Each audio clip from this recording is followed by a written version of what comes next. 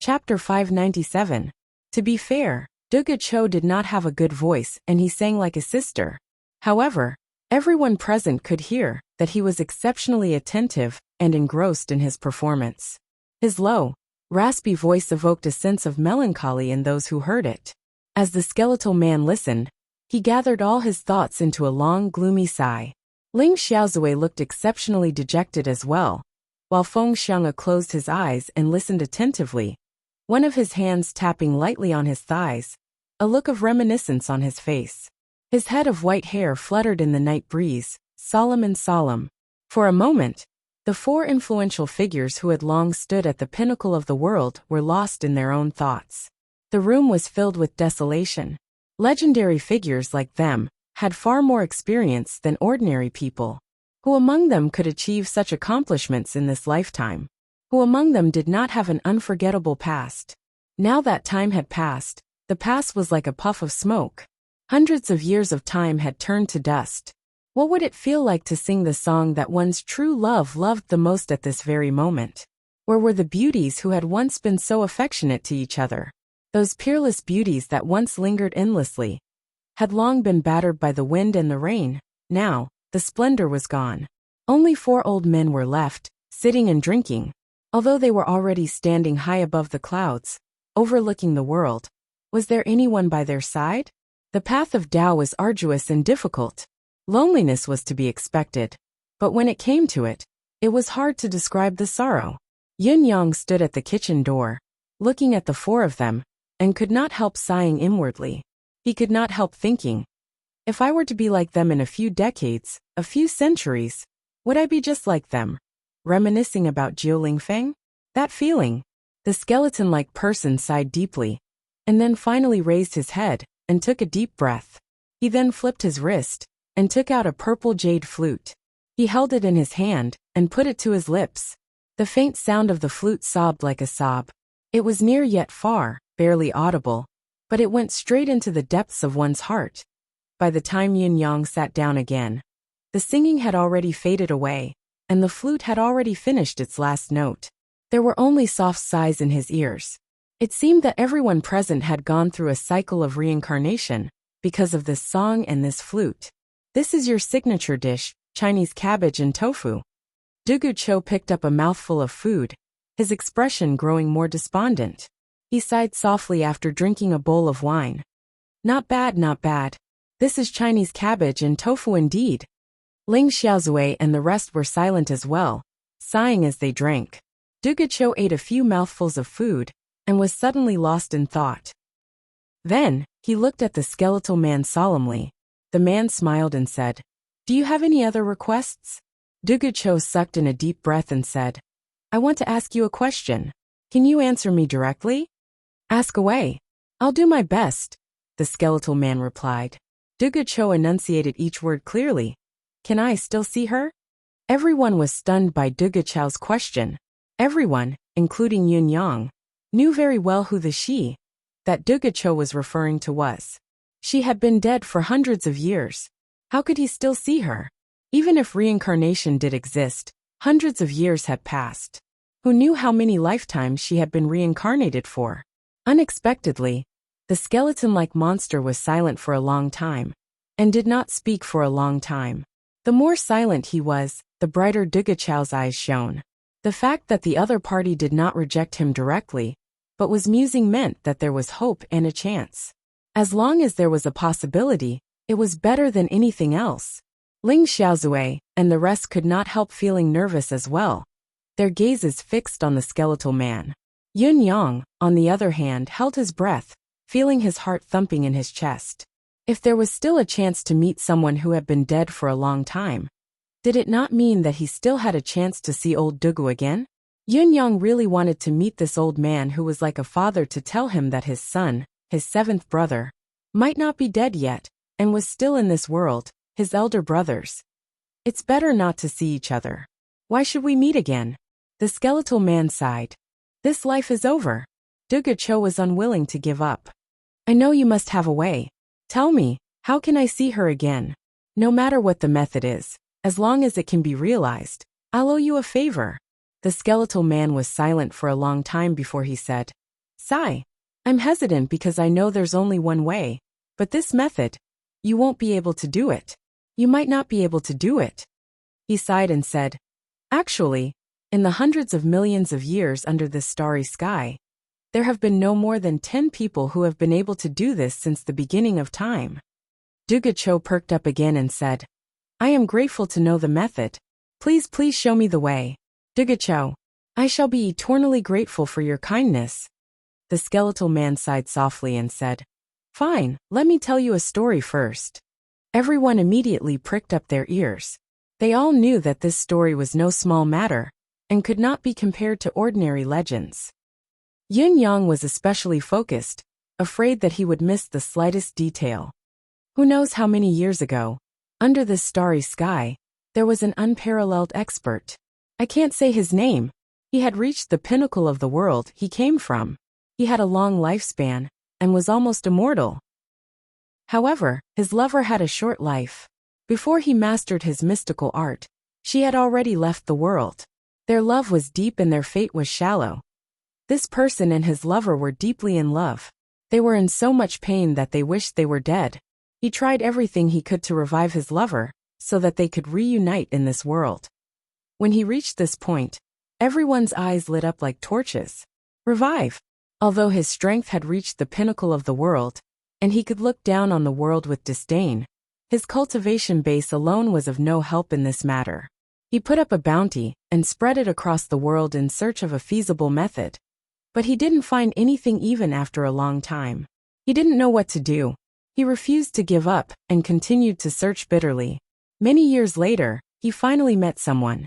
That person probably pitied him, and took pity on his infatuation.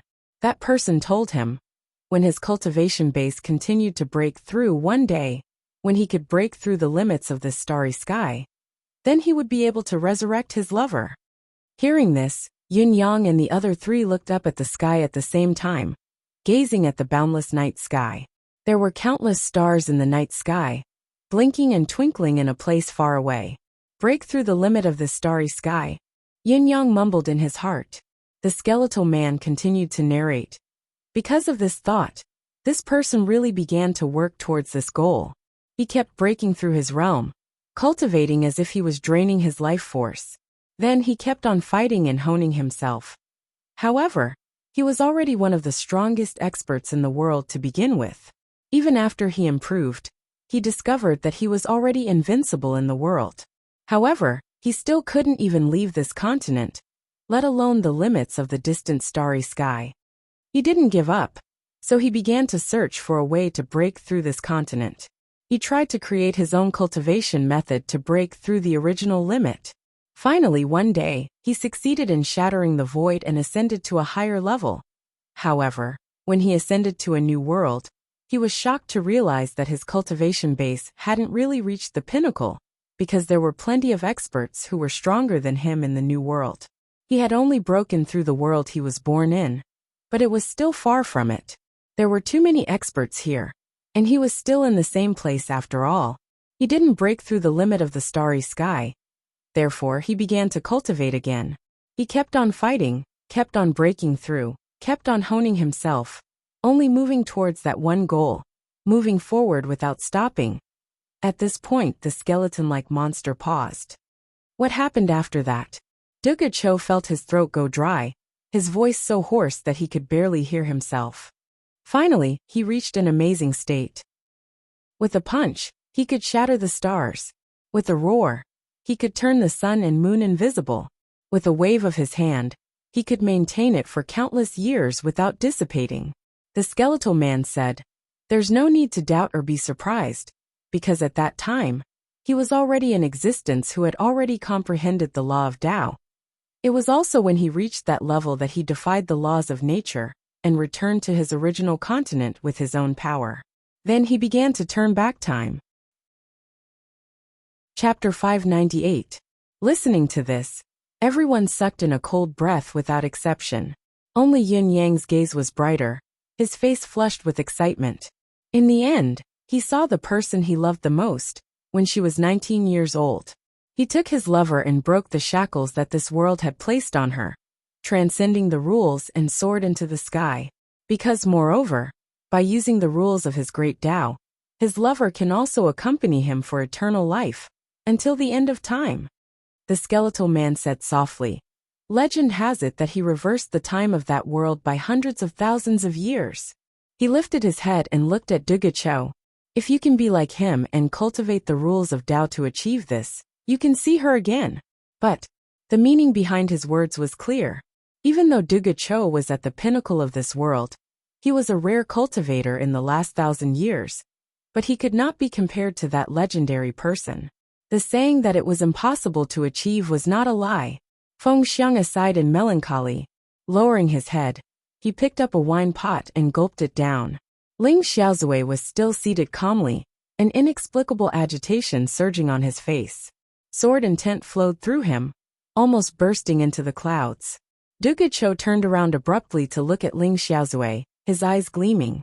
Faintly, he enunciated each word clearly. Ling Xiaozui. If there's a day where I can really get drunk with you, how about that? Ling Xiaozui's green robes fluttered despite the absence of wind as he replied softly, As you wish. It was obvious that Feng Xiang was not the oldest among those present. But he was already the oldest among those who could hardly progress further in their cultivation journey. His lifespan was approaching its end as well. Therefore, Feng Xiang could already be declared hopeless in advance, if he wanted to go that far.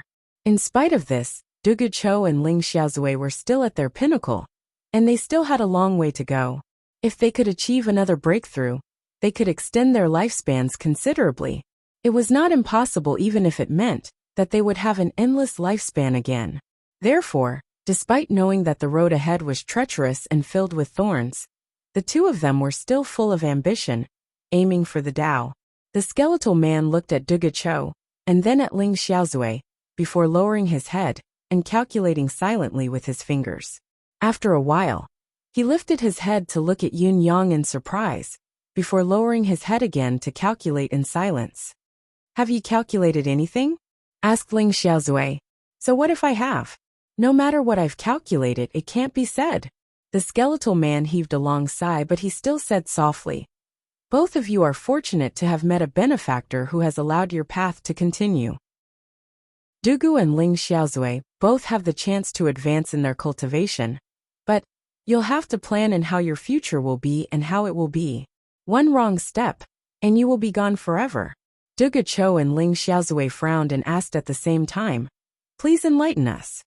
The skeletal man said, The journey of the Tao emphasizes primarily on fate. In everyone's life, there will be a benefactor who will appear to help and protect you. As long as you don't miss the opportunity and find this benefactor, and pay the price that you should, there's hope for success. What's left is just hard work, not giving up, and working hard at all costs. Success will be achieved. However, if you can't find the benefactor or if you've found the wrong one, then the opportunity will be gone, and you'll have nowhere to go. Opportunity, a benefactor's help. Duga Cho and Ling Xiaozui were deep in thought. The skeletal man turned to look at Yun Yang again, a gentle but terrifying smile on his skinny face as he said, Young brother Yun Yang, may I ask what request you have? Yun Yang thought about it carefully and said, I only want to ask if I want someone to resurrect someone as well. Is it the same? The skeletal man flashed a strange smile and said, It's the same, but it's also different. His words baffled all four of them. Duga Cho, Ling Xiaozui, and Yun Yang asked at the same time, How is it the same? How is it different? The skeletal man answered, I can't say it. I'll understand it when the time comes. The three of them had their own thoughts, and they seemed to be deep in thought. Duga Cho's gaze on Yun Yang was rather odd. He said, Young brother Yun is so young. Could it be that you have such regrets? Yun Yang rubbed his nose and said, Even if there are no immediate worries, I'm afraid of having distant concerns.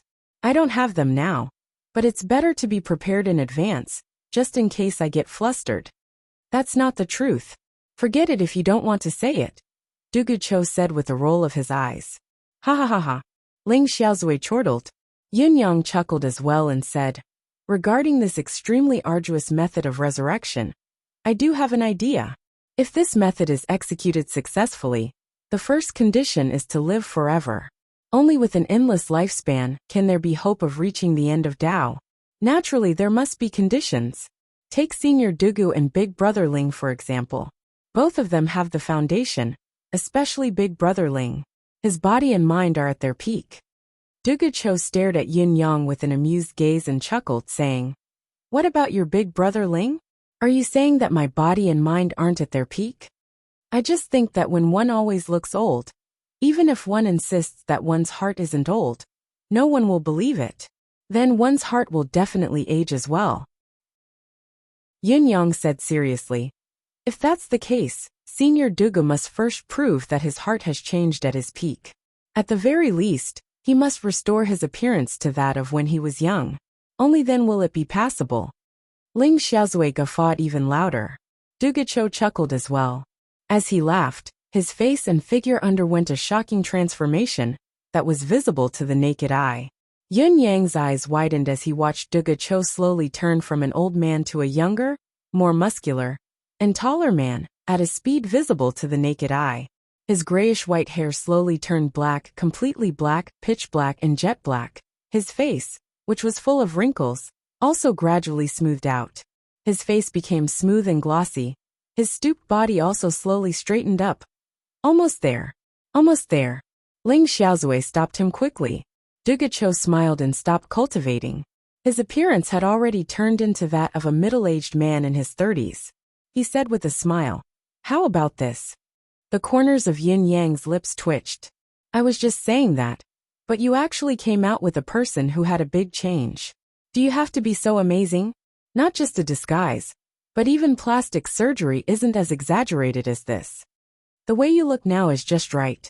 Ling Xiaozui looked at him and said, "If you continue to look younger, I'm afraid you'll have countless romantic debts.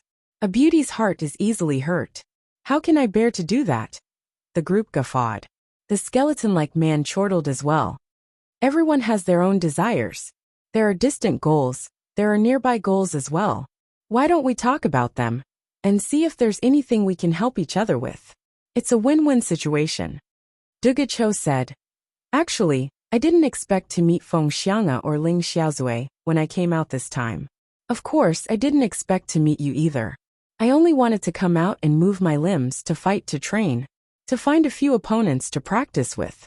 Everything that happened so far is an unexpected gain, but it's fate." Yin Yang's eyes shone when he heard the man's words. He said respectfully, "Senior Dugu's wish is too easy to fulfill. I dare not say much about other things in Tiantang City, but there are too many experts here. As the host, this junior is willing to help Senior find opponents." Ling Xiaozui looked at him meaningfully, thinking to himself, "This child finally knows how to talk. I thought you were going to say, as long as you're by my side, I guarantee that you'll have endless battles to fight and endless experts to fight against." Actually, Yun Yang had intended to say that, but he swallowed the words when they were at the tip of his tongue, adding a few more layers of foreshadowing. Of course, the true meaning was still the same. "It's really a coincidence that I came here to join in the fun. I came here because I had nothing better to do." Ling Xiaozui looked at Yin Yang leisurely and said faintly, "Now that Dugu is here, it saves me a lot of trouble." Yin Yang was touched by the gesture. Yin Yang did not believe that Ling Xiaozui, with his carefree nature, had taken the initiative to step into this whirlpool during such a time of crisis. Yin Yang did not believe that he had come for Yin Yang. Now in Tiantang City, Ling Xiaozui was probably the only person who could be remembered by Ling Xiaozui. "I'm here to look for help," the skeleton-like person said. "I'm also here to look for fighters. I found 3 at once, but now I found 3. It's a great destiny, a great opportunity." Chapter 599. Feng Xiang'a sighed and said, "One of my original intentions is to look for Supreme Cloud. Of course, the main goal is to find a successor. I don't have much time left in my life. I have to pass down the wine that I've kept for my entire life. I value this legacy very much." Yin Yang's gaze flickered as he listened to Feng Xiang'a, but he did not show it on his face. He was Supreme Cloud, the culprit who had stirred up trouble in the empire of Zio, in the name of the god of wine. As one of Feng Xiang's two main targets for his reappearance, he had his own considerations. However, Feng Xiang's target was actually his wine and his legacy. Ling Xiaozui glanced at Yun Yang from the corner of his eyes, a smile tugging at the corners of his lips. The more they conversed, the more congenial they became. Yun Yang, on the other hand, did not interrupt much, acting as a qualified listener. After all, he was a junior with limited abilities. It was already a great opportunity for him to be able to sit with these four people. If he were to continue speaking nonsense, he would be overconfident and overestimating his own capabilities. In spite of it, Yun Yang felt like laughing as he listened to the four men's conversation. The four of them took turns to complain, one after the other. Who would have thought that everyone at the pinnacle of this world would have their own sore spots? Things that they could not accomplish.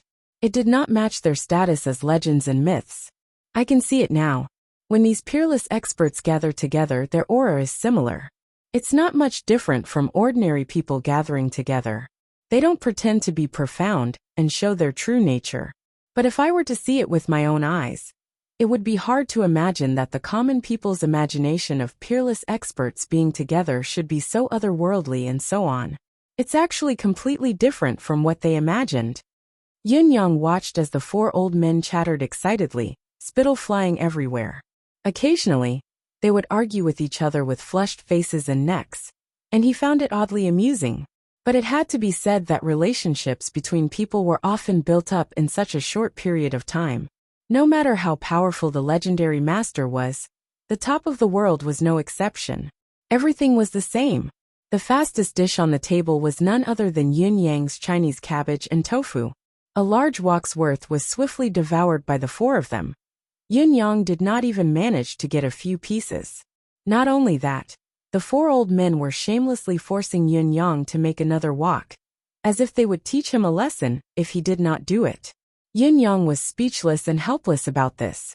He was here to make friends, all right? He had not even told them his purpose, and they were forcing him to be their chef. Was this really all right? Just as he was about to argue, his butt was kicked a few times and his head was knocked a few times. He finally understood that the situation was more powerful than he was. Since he was powerless and helpless, he could only obediently do as he was told. It was not that Yun Yang did not have a sudden thought. If I were to secretly spit in there, these four old men might not even notice. Won't they be eating my saliva then? However, this tempting idea was just a thought. He really didn't have the guts to put it into action. If he were to be found out, the beating was secondary. The most important thing was his life. When the second wok of Chinese cabbage and tofu was served, Yun Yang raised his chopsticks quickly, intending to take a few more bites. He did not expect the four old men beside him to have a slight change in their expressions. At the same time, an oppressive force that was as heavy as a mountain loomed over him. Not only did the oppressive force come abruptly and without warning, but it was also incredibly strong. If Yun Yang had faced it alone, he might have been crushed to death. Even if he was lucky enough not to die, it was inevitable that he would be severely injured. Ling Xiaozui straightened his body slightly, his aura suddenly radiating with a powerful aura, shielding Yun Yang within his aura as he faced the sudden oppressive force head-on. His gaze was like two sharp arrows as he looked towards the other side of the darkness. Almost at the same time, Dugu Cho lifted his head slowly as well, his expression unusually solemn. The skeletal man poured a goblet of wine and said faintly, "They're here. The ones who are looking for trouble with me are here." Before his words echoed in the air, two powerful auras had already appeared in the night sky far away. The aura that any one of the two silhouettes exuded was no weaker than any one of the four who were seated right now. One of the auras suddenly paused and stopped far away, while the other still maintained the monstrous aura that it had when it first appeared, as if it could crush everything in its path. It was as if this person did not take the four peerless experts in front of him, the pinnacle of the world, seriously at all. The insolence and arrogance that came with it could be clearly felt. Dugu Cho and Ling Xiaozui snorted coldly at the same time. The next moment time and space froze as if even the air had stopped flowing. In the night sky, a silhouette appeared abruptly, 100 feet in front of the group. A man dressed in black stood tall with his arms behind his back. He was tall and imposing, looking down on the rest. His eyes were like the stars in the sky, overlooking the four men coldly. The newcomer was dressed in black and had black hair. His black hair hung down like a waterfall, following his cheeks all the way to his chest. He just stood there, but in the darkness, he was exceptionally conspicuous. At a glance, it was impossible to miss him.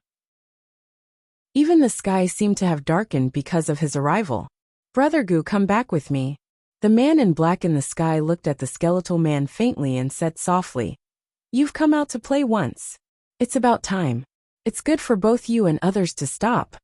The skeletal man smiled and said, "Brother Nian, why do you have to force yourself?" The man in black in the sky said with a smile, "I don't want to force myself either. However, the truth is unpredictable. This is my position. I have no choice but to do it. But what surprises me the most is, how did you get out?" The skeletal man smiled and said, "I remember telling you that if the time comes, I can leave if I want to. You can't stop me. You won't even know it. Just like you said, you've done it." The man in black sighed softly. "Brother Gu, you do have an unfathomable ability." The skeletal man said, "If that's the case, why don't we go our separate ways? Everyone will be happy." The man in black shook his head slightly and smiled. "If we go our separate ways, it's only Brother Gu's happiness, but it's a great disadvantage for me. After all," he extended a hand and said, "Brother Gu, your tea is still with me. It's not cold yet. Come back with me. We can enjoy the tea together and laugh at the world. That's a happy ending for both of us." Chapter 600. The man in black's gaze turned as sharp as a blade as he said, "Oh, is that so? It's a pity that I don't quite believe you now. Where there's a will, there's a way. Man can conquer nature. This is the truth. If I want to do it, I can do it. Brother Gu, are you really unwilling to leave with me?" Dugacho suddenly stood up and hollered, "Who are you? Don't you think you're standing too high up there and spouting nonsense?" The man glanced at Dugacho with interest and said, "I'm standing high so that I can see further. Dugacho, you've retreated from the world for so long. Now that you've reappeared, you're sitting so low. It's destined that you won't be able to see further." Dugacho smiled faintly. "Is that so? Is that really the case?" The man in black answered seriously, "Yes. There's a reason why I'm standing high. It's because I've always been at such a height that I can overlook the masses. Dugu, you've been accompanying your wife for too long. So long that you don't know the many changes in the world. Let me give you a piece of advice. Since you've decided to retreat from the world for love, don't act recklessly and stir up trouble in the martial world. It's not a problem to come out for a walk. Leave your wife alone in that valley. Won't she be even lonelier?" He looked at Dugacho with a smile and said, "If you don't heed my advice and insist on wandering like this, I'm afraid that your wife won't be lonely there." Dugacho's pupil shrunk. "Are you implying that you want to send me down to accompany her?" The man in black smiled but did not speak. The meaning behind his words was clear. "How arrogant." Dugacho snorted. "Tell me your name." The man in black said faintly, "I'm from the Four Seasons Tower. My surname is Nian." A loud boom resounded. Yun Yang felt as if a bomb had suddenly exploded in his head. "I'm from the Four Seasons Tower. My surname is Nian. The Four Seasons Tower, Mr. Nian. Today, at this very moment, I finally met this person, this nemesis, this irreconcilable enmity. Nian." No wonder he was neither humble nor arrogant when faced with the four experts. He was still as arrogant and confident as ever. The highest leader of the Four Seasons Tower naturally had the confidence to do so. On the other side, Ling Xiaozui looked at the man in black in the sky with a strange gaze and said faintly, "Mr. Nian, why do you have to be so overbearing? Are you really not going to come down and greet your old friend?" Mr. Nian stood in the air with his arms behind his back. His gaze was fixed on Ling Xiaozui. No wonder Gu Chaoyang is so resolute. He has two unrivaled experts backing him up. Not bad at all. Dugacho, Ling Xiaozui, with the two of you, we can indeed go against any force in this world. His words were tough, but he had some misgivings in his heart.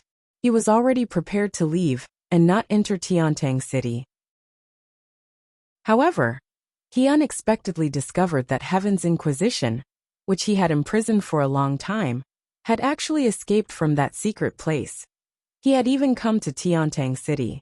This was too important to Mr. Nian and the Four Seasons Tower. Right now, even though he knew that there were 4 top-notch experts in front of him, he could not show any signs of weakness. No matter what, he had to capture this fellow and bring him back. Otherwise, the consequences would be unimaginable. If they fought, they would have to face Ling Xiaozui and Duge Chou. However, now that things had come to this, it was impossible for him to lower his voice. He might as well be tough to the end, Duge Chou said faintly. But you think that our strength is not enough, don't you? Mr. Nian said. I, Nian, have never looked down on myself, but I don't have the confidence to say that I can face both of you at the same time. If both of you want to be safe, no force in this world will be able to shake you. However, why do both of you want to go against the Four Seasons Tower? Even if both of you are peerless in this world, when it comes to going against the Four Seasons Tower, I don't think it's a good feeling. Ling Xiaozui said. It's not like I haven't tried it in the past. I'm still living a carefree life now. Thinking about it, what's the harm in trying it one more time? Now that I have Brother Duga's help, the one who should be troubled is the Four Seasons Tower. Am I right? Mr. Nian smiled and said, You Ling Xiaozui are still the old Ling Xiaozui, but the Four Seasons Tower now is no longer the Four Seasons Tower of the past. If both of you are in the mood, the Four Seasons Tower will certainly entertain you. We won't disappoint both of you. His words were extremely blunt, and he didn't conceal the intent to threaten Chen Shi at all. It could be said to be extremely blunt, and it was no different from challenging Chen Shi to a duel. Ling Xiaozui's expression darkened. One of his hands slowly reached for the hilt of his sword, his aura surging. Unexpectedly, Duge Chou had already stood up before him. He sucked in a deep breath and said, Ling Xiao, the Four Seasons Tower is an old rival of yours. It's hard to imagine anything new. This is my first time, however. Let me do this. Ling Xiaozui sat down slowly and said with a smile, Since you're going to do it, why would I be needed? Not only will there be fine wine and delicacies today, there will also be a stunning sword dance to witness. Duge Chou chuckled and extended his right hand slowly. Halfway through, the sword that was initially on his back suddenly hummed and fell into his hand with a glint. Having not appeared in this world for hundreds of years, the world has forgotten what kind of person Duge Chou is. Duge Chou uttered word by word. I have to remind the world that Duge Chou's sword can still kill. He lifted his head to look at Mr. Nian, who was in the air.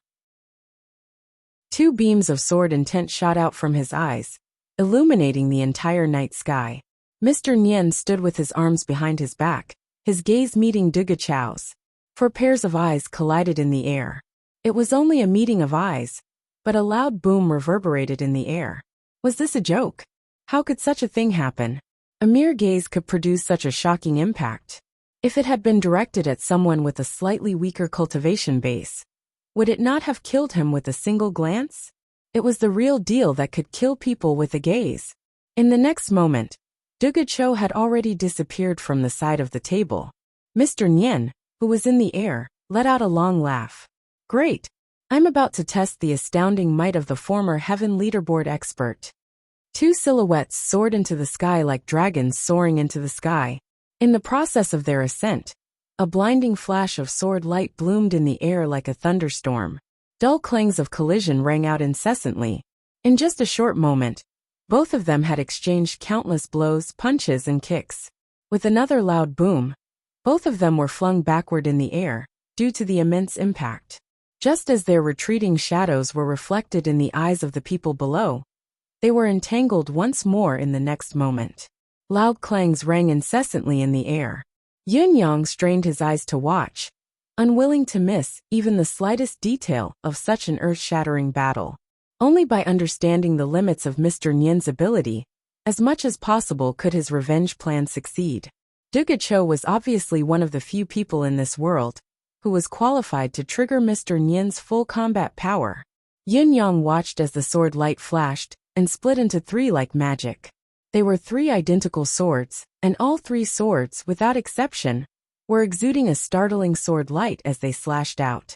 At that moment, the surrounding air was sucked in by the three swords, completely sealed off.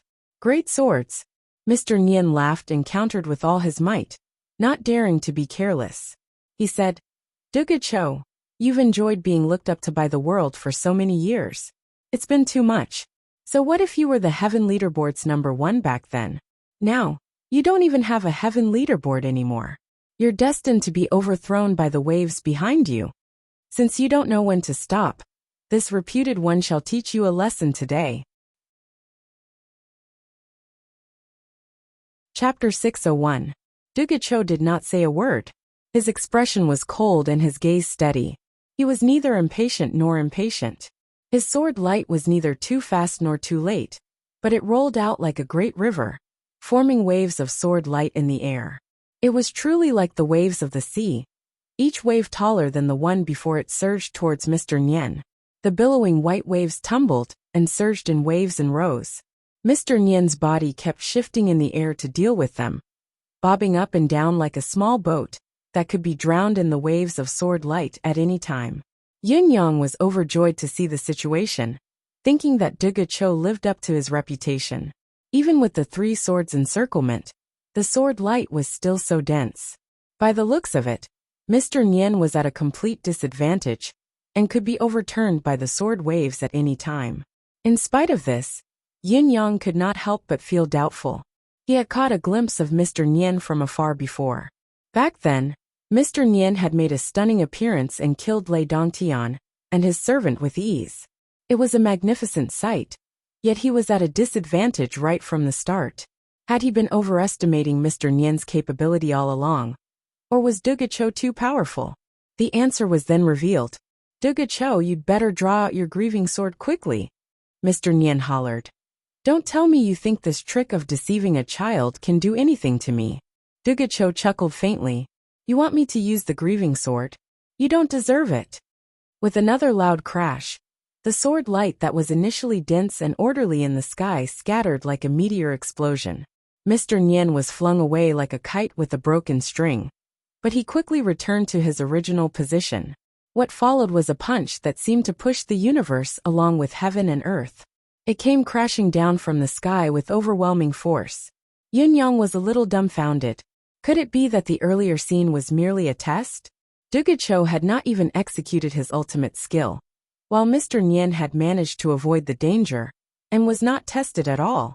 However, the trick to deceive a child was a little too sophisticated. Wait, if this goes on, am I not the child who was deceived?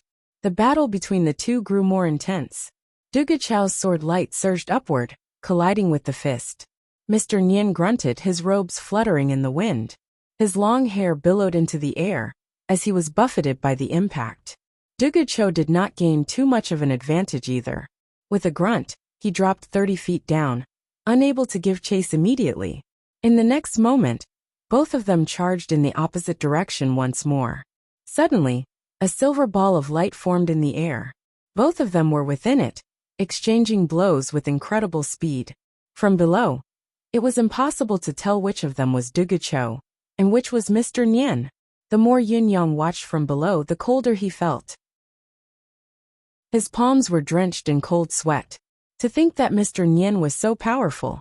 It turned out that this was the pinnacle battle of the present age. He couldn't even see such a battle clearly. Each strike of Duga Cho's sword seemed to come from nothing. It was an empty space. But as Duga Cho's sword pierced towards it, Mr. Nian happened to appear at the same spot the moment the sword light arrived. His response was impeccable, as if they had discussed it beforehand. Neither of them made a single mistake when it came to predicting such a battle. Any form, method, or technique was destined to be useless in the face of such a terrifying battle. At this level, the only thing that mattered was ability, cultivation base, foundation, perseverance, and a little bit of luck. Yin Yang had to admit through gritted teeth that the battle before him had exceeded his current knowledge. Ling Xiaozui's expression gradually turned grim as he said faintly, "I thought that my cultivation base had improved tremendously after the fortuitous encounter, and that I would be invincible in this world. I didn't expect Mr. Nian's cultivation base to have improved so tremendously as well.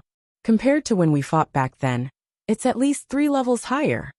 Feng Xianga looked up and said, however, Duga Cho is indeed the heaven leaderboard #1 back then. He hasn't fallen into a disadvantageous position.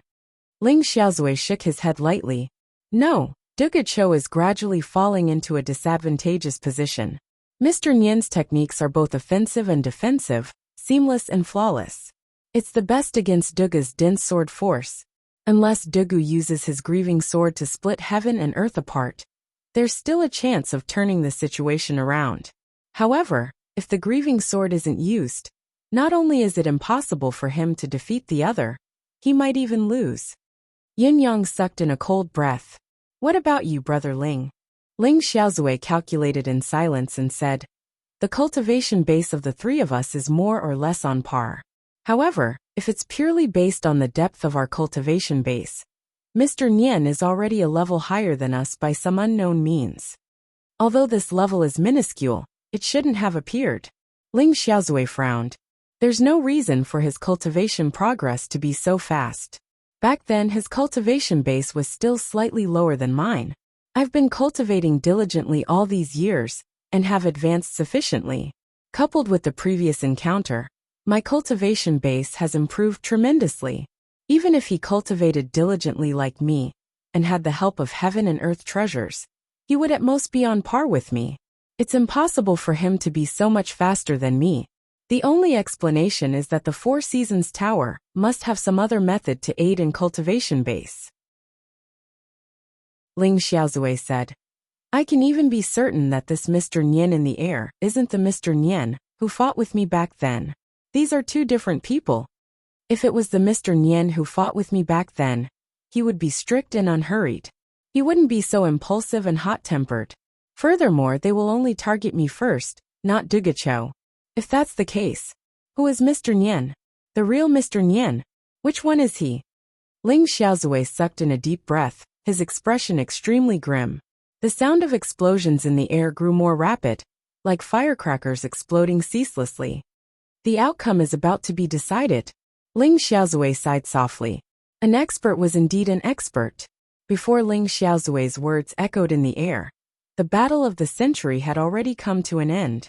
The crowd could only feel a tragic aura suddenly appearing in the sky and spreading at a high speed. It made one feel that they were the only one left in the vast world. Everyone had left them. The desolation, loneliness, and desolation. It made people feel as if all their hopes had been turned to dust. There was nothing left to live for. Following the rise of this deathly stillness, the entire world was shrouded in this tragic atmosphere. Even the stars and moon in the sky seemed to be weeping because of it.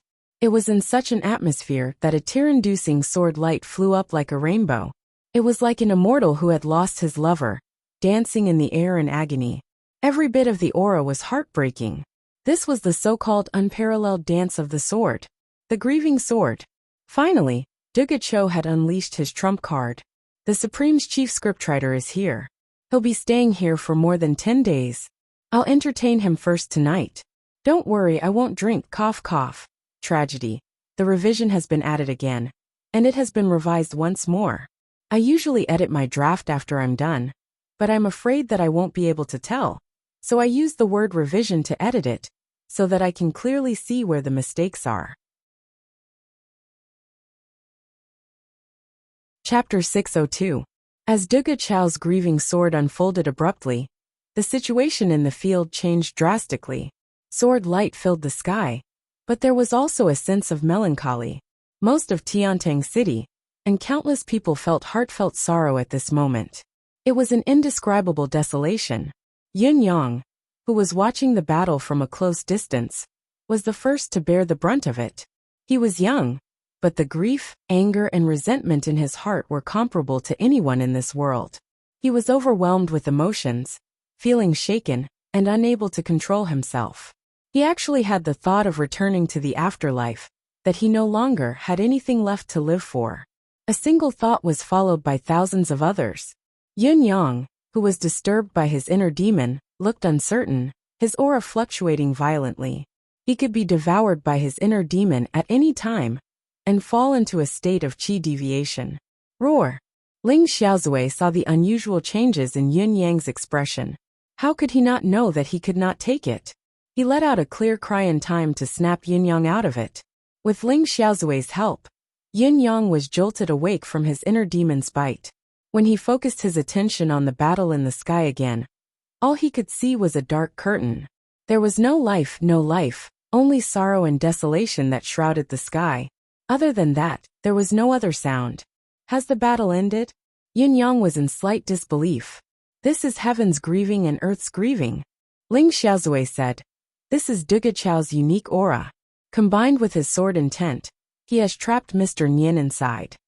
I see. So Senior Dugu has turned the tables? This is Duge Chao's unique technique, an invincible one. Even if Mr. Nian's cultivation base is slightly higher than Duge Chao's, he'll still die here if he can't break out of the heavens grieving and earth's grieving in a breath. Ling Xiaozui's eyes were bright as he looked at the sky, his gaze cold and sharp. He should be able to come out. Yin Yang shook his head. Mr. Nian won't die just like this. If he dies, who am I going to seek revenge from? This person's life can only end in my hands. I didn't expect you to think so too. Ling Xiaozui looked at Yin Yang in surprise and said, I think so too. Although Mr. Nian is trapped, he won't die here. Duge Chao's undefeated record will probably end today. The corners of Yin Yang's lips twitched, thinking to himself that they were thinking of two different things. Putting aside the irreconcilable grudge and the desire to kill him, I do not know how much I wish for Mr. Nian to be finished as soon as possible, for his bones to be ground into ashes, and for him to die a graveless death. At this time, the sound of heavy strikes could be heard from within the black curtain. After a moment of stalemate, suddenly, a loud and long roar broke through the vast black curtain and soared into the sky. The black curtain also suddenly exploded. Rays of mighty sword light, like the eruption of a volcano, rushed out from the black curtain in an unending stream. For a moment, the entire sky was illuminated by the sword light, making it as bright as day. A figure with long hair fluttering in the wind, accompanied by a spurt of blood, instantly rushed up to 1,000 feet high in the sky. He shouted, the grieving sword is indeed extraordinary. Heaven and earth are miserable. It is indeed terrifying. Duge Chou, you live up to your reputation. I shall return the gift of this sword today in the future. The curtain exploded. Duge Chou stood tall in the sky and sneered. The next time we meet, you won't be as lucky as you are today. According to normal circumstances, or the normal rules of the martial world, since Mr. Nian had admitted his inferiority and was already high up in the sky, he should be leaving. Unexpectedly, before Duge Chao's reply echoed in the air, Mr. Nian let out a long roar and hollered, the mountains are high and the rivers are long. We shall meet again. Although he had said that the mountains were high and the rivers were long, and the rivers were long, and the rivers were long, he was charging down like a sharp arrow, his hand stretched out to grab Gu Chaoyang. At the same time, another terrifying aura descended. It was another figure hidden in the darkness in the distance. He suddenly appeared. He was dressed in black, and even his face was shrouded in the loose black robe. He was like a black light flashing past a crack, approaching at an extremely fast speed. The majestic aura was like a mountain crashing down from the sky. Mr. Nian's action was already extremely abrupt and unexpected, but the other black silhouette's action was even more terrifying. The approaching black silhouette stretched out a hand and shook its sleeve. A humongous hand materialized out of thin air, grabbing at Gu Chaoyang with an unstoppable force. One person descended from the sky, while the other swept over. Both the top and bottom were moving at an extremely fast speed. Their determination to win was clear and unshakable. Ling Xiaozui, who was closest to Gu Chaoyang and had the highest cultivation base, reacted the fastest. With a clear roar, a dazzling sword light exploded in his hand without warning. At the same time, his body that was initially as steady as a mountain left dozens of shadows in the air. Each shadow had a sword light gleaming in their hands, as the sword light shot out in all directions. Duge Chou, who was in the air, did not let his guard down, following suit. For a moment, the two great swordsmen attacked with all their might, targeting Mr. Nian and the other black silhouette.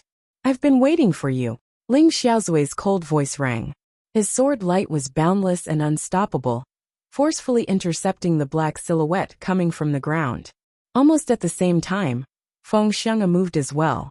With a grasp and a wave, a pot of wine exploded in his hand. The wine that sprayed into the air turned into sparkling flying blades that danced in the air like a rain of light. Gu Chaoyang guffawed. You're still unwilling to give up even now. Should I say that I'm extremely honored? A wave of purple soared into the air as his voice rang. It was the purple jade flute in his hand. All of the above, although it took a long time to describe, had actually happened at almost the same time. Indeed, in this short span of time, 6 pinnacle experts in this world had attacked with all their might. The result of 6 pinnacle experts attacking at the same time was extreme. With a loud explosion, a black silhouette somersaulted with a laugh and soared into the sky, disappearing without a trace. As for the black silhouette that was charging over, it had expanded due to the counterattack of Ling Xiaozui and the other 2 men, exploding without any room for resistance. However, a hand, a long slender arm that was as smooth as jade, appeared unexpectedly and stretched out. How long could a person's hand be, even with the addition of an arm? To an ordinary person's knowledge, it did not seem to be very long. However, the arm that had appeared out of nowhere had completely overturned the world's understanding in this aspect. As it stretched out, the arm seemed to be able to stretch endlessly. With a loud smack, it struck Yin Yang's chest. Although Yin Yang's ability was the weakest among those present, far from being on par with the rest of them, a cultivator's intuition towards impending danger had already sensed it the moment the arm stretched out. He reacted immediately, and with a loud cry, his saber came slashing down. It was a pity that the large hand had completely ignored Yin Yang's saber, passing through the saber light and landing squarely on Yin Yang's chest. Bam, bam, bam. After 4 consecutive thuds, the black-robed man soared into the sky. Ling Xiaozui, if you still want your young brother's life, bring Gu Chaoyang and come to Spirit Breeze Mountain within 3 days to exchange with me. Ling Xiaozui and the other 3 men were even more enraged. They attacked with all their might, their aura even stronger than before. Suddenly, a thick cloud of smoke billowed from the black-robed man, covering the entire sky in an instant. Hundreds of bangs rang out in the thick fog. With a hoarse laugh, the black silhouette had already escaped into the sky. Even when Duge Cho and Ling Xiaozui's sword light were in pursuit, they could no longer catch up to the silhouette in the sky, for the latter had already vanished mysteriously. No one in this world can counter the cycle of 4 seasons palm. Ha ha ha. Chapter 603. There was no one in the air anymore, but a long laugh rang in the air as a pool of blood fell to the ground. It was obvious that it was the blood that the man in black had spat out during his escape. The blood that he had spat out was different in nature from the blood that came from wounds caused by weapons. It was apparent that although the man in black, who had appeared later, was exceptionally capable, he could not match the combined attack of 4 experts of the same level. He had been injured in the end. However, the outcome was not that the other party was at a disadvantage. In fact, there were only 2 of them, while they had Ling Xiaozui, Feng Xiang'e, Duge Cho, and Gu Chaoyang for legendary masters. Yet the other party could still strike and retreat in one piece. Before he retreated, he had even injured Yun Yang. Not only was his cultivation earth-shattering, but his battle accomplishments were even more shocking, terrifying, and shocking to the ears. It was also at this moment that the dark clouds in the sky suddenly dispersed, revealing a huge hole that was 100 miles wide. The clear night sky and the bright moon were revealed. It was the shockwave of the 6 experts' power that had just soared into the sky, but it was enough to shatter the clouds in the sky. Ling Xiaozui and Duge Cho floated down from the sky at the same time, their expressions solemn. Why aren't we giving chase? Feng Xiang'e was rather displeased. We won't be able to catch up. Both of them shook their heads at the same time, their expressions grim. Exchanging glances, they saw the shock in each other's eyes, and were even more astonished. They did not expect the 4 Seasons Tower to have such top experts and unparalleled experts other than Mr. Nian. It was just that the cultivation base of the 2 people who had appeared here was not weaker than both of them. If all the Four Seasons Tower's experts had come, how high would their overall combat power be? How high would it be? The Four Seasons Tower. Dugachao's eyes were burning with fighting spirit. I won't have to worry about being lonely in this martial world anymore. Ling Xiaozui had already landed in front of Yun Yang. Young brother, how are you? Yun Yang looked at his chest in slight confusion. After cultivating for a moment, he murmured, I don't seem to feel anything. What cycle of Four Seasons palm? That black shadow's hand had clearly slapped his chest 4 times. The cycle of Four Seasons palm was frighteningly powerful. But he didn't feel anything at this moment. Yin Yang was utterly bewildered. That kind of peerless master wouldn't do it just to greet him, right? Especially those last threatening words. How could they be empty words? However, he didn't even feel the slightest tremor, nor did he feel any pain. This matter was really strange. Ling Xiaozui's expression changed as he heard the man's words.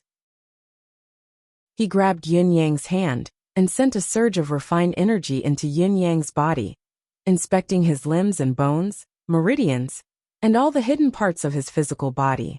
There was nothing that he could not see. However, after a long time, his expression became more and more strange. Dugacho came to Yun Yang's side as well and asked in a low voice, the rumored cycle of Four Seasons palm is incomparably vicious. No matter what cultivation base the victim has, the victim will only have 4 days to live. How is young brother doing now? The essence of the cycle of Four Seasons palm is to categorize the victim's life into 4 stages, like condensing the 4 seasons into 4 days. The first day is spring, equivalent to a person's youth. The chi and meridians are clear and strong. The second day is the prime of one's life. The pulse is long. However, when it comes to the third day, the sun gradually sets and sets in the west. When it comes to the fourth day, the victim grows old, and his life comes to an end. In the end, everything returns to nothingness. The winter season is a symbol of death. Feng Xiang'e came over as well. He was known as the phantom physician god of wine. So naturally, he had his own expertise in the art of healing. He observed Yun Yang's expression carefully. Only Gu Chaoyang was unfazed, not at all anxious. He said faintly, what a waste of a table full of good food and wine. It's hard to have such a feast in this lifetime. He sighed and went around to look for wine jars that had not been knocked over. Dugachao's expression slowly turned odd as well. No matter how many times he checked, he could not find any signs of Yun Yang's body being affected. The 3 of them, Yun Yang, Dugachao, and Ling Xiaozui, were all looking at Feng Xiang'e in bewilderment. After all, Feng Xiang'e was the relative expert in this field among the people present. They obviously did not know as much as Feng Xiang'e when it came to injuries and the cycle of Four Seasons palm. Feng Xiang'e grabbed Yun Yang's hands, then his left hand, then his right, then his right, then his right, then his right for Yin Yang to undo his shirt. Finally, an odd expression similar to that of Ling Xiaozui, and the rest appeared on his face. His eyes were wide open as he murmured, What is going on? Is it really just a bluff? Isn't this too strange? The 3 experts looked at each other perplexed. Everyone had seen it clearly just now. The black-robed man had risked his injuries to force his way out of the encirclement and seized the opportunity to slap Yin Yang 4 times. His threat was still ringing in everyone's ears. It was definitely not fake. The effects of these 4 strikes were obvious. They must be extremely vicious and difficult to cure. His motive for doing so was obvious, as one could well imagine. Yun Yang was Ling Xiaozui's little brother, and he cared for this little brother dearly. He might even owe Yun Yang a huge favor due to certain circumstances. That was why he had injured Yun Yang with a unique skill that no one could save, forcing Ling Xiaozui to trade Gu Chaoyang for the cure. Whether Ling Xiaozui made the trade or not, he would feel terrible. At the very least, he could plant a dangerous knot in Gu Chaoyang's heart. In such a situation, a gap might appear in this powerful alliance. Everyone present could think of the motive. It was because they could think of it that they could not understand Yun Yang's condition. After multiple observations, the 3 of them had come to the same conclusion. Yun Yang was not injured at all. What was more, Yun Yang himself agreed with this conclusion. Hence, the four of them were at a loss. This did not seem to be explainable. They had made such a bold move, not hesitating to suffer the backlash from the combined attack of the world's top 3 experts, and sustaining injuries to obtain this opportunity. They had even left when the other party thought that he had everything under control. Yet in the end, none of their tricks had been used on Yun Yang. Was this not the strangest thing in the world? Chapter 604. Yun Yang, as one of the parties involved, do you feel anything strange? Feel free to tell me if there's anything wrong, uncomfortable. Ling Xiaozui was rather nervous. Ling Xiaozui could not help but feel nervous. What kind of person was Mr. Nian? How could the palm strike that he had plotted and was determined to succeed be taken lightly? What was more, the cycle of 4 seasons palm was a cycle of 1 palm strike. Yun Yang had been struck 4 times and was on the brink of death. Without a skilled cultivator's profound cultivation base to prolong his life, he would have died at any time. Otherwise, how could he further weaken his side's overall capability? Yun Yang was unusually puzzled about this as well. If Ling Xiaozui could think of it, how could he, as the supreme thinker, not think of it as well? In spite of this, the reality was that he had cultivated carefully and checked his body repeatedly. But there was nothing out of the ordinary. As one of the parties involved, Yun Yang had felt an inexplicable force invading his body forcefully the moment he was struck. At that moment, Yun Yang felt a sense of hopelessness. My life is over. Mr. Nian must have seen through my true identity. However, after that moment of despair, there was no more feeling. Not even the slightest bit needed to be said. In particular, that strange and inexplicable sinister power had completely disappeared without a trace. What was going on? Yun Yang was perplexed. Gu Chaoyang raised his head and drank a pot of wine, saying, "It's said that heaven blesses the kind. I've escaped another disaster. Looks like you brothers don't have to tie me up to exchange for the antidote anymore. Spirit Breeze Mountain in 3 days. TSK, how frightening." Dugacho asked, "Are you sure you're all right? Could there be some other hidden injuries?" Dugacho asked. Ling Xiaozui and Feng Xiang'e looked at each other speechless. What Dugacho had said was what they were thinking, and what they would not like to see. After a while, Feng Xiang'e could not help scratching his head and said, "This is the first time I've seen something like this in my life. It's unbelievable." He furrowed his brows and said, "Little brother Yun's current state is as if he's not injured at all.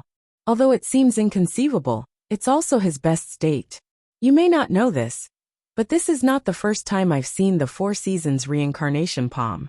This technique can be considered the most vicious technique in the martial world.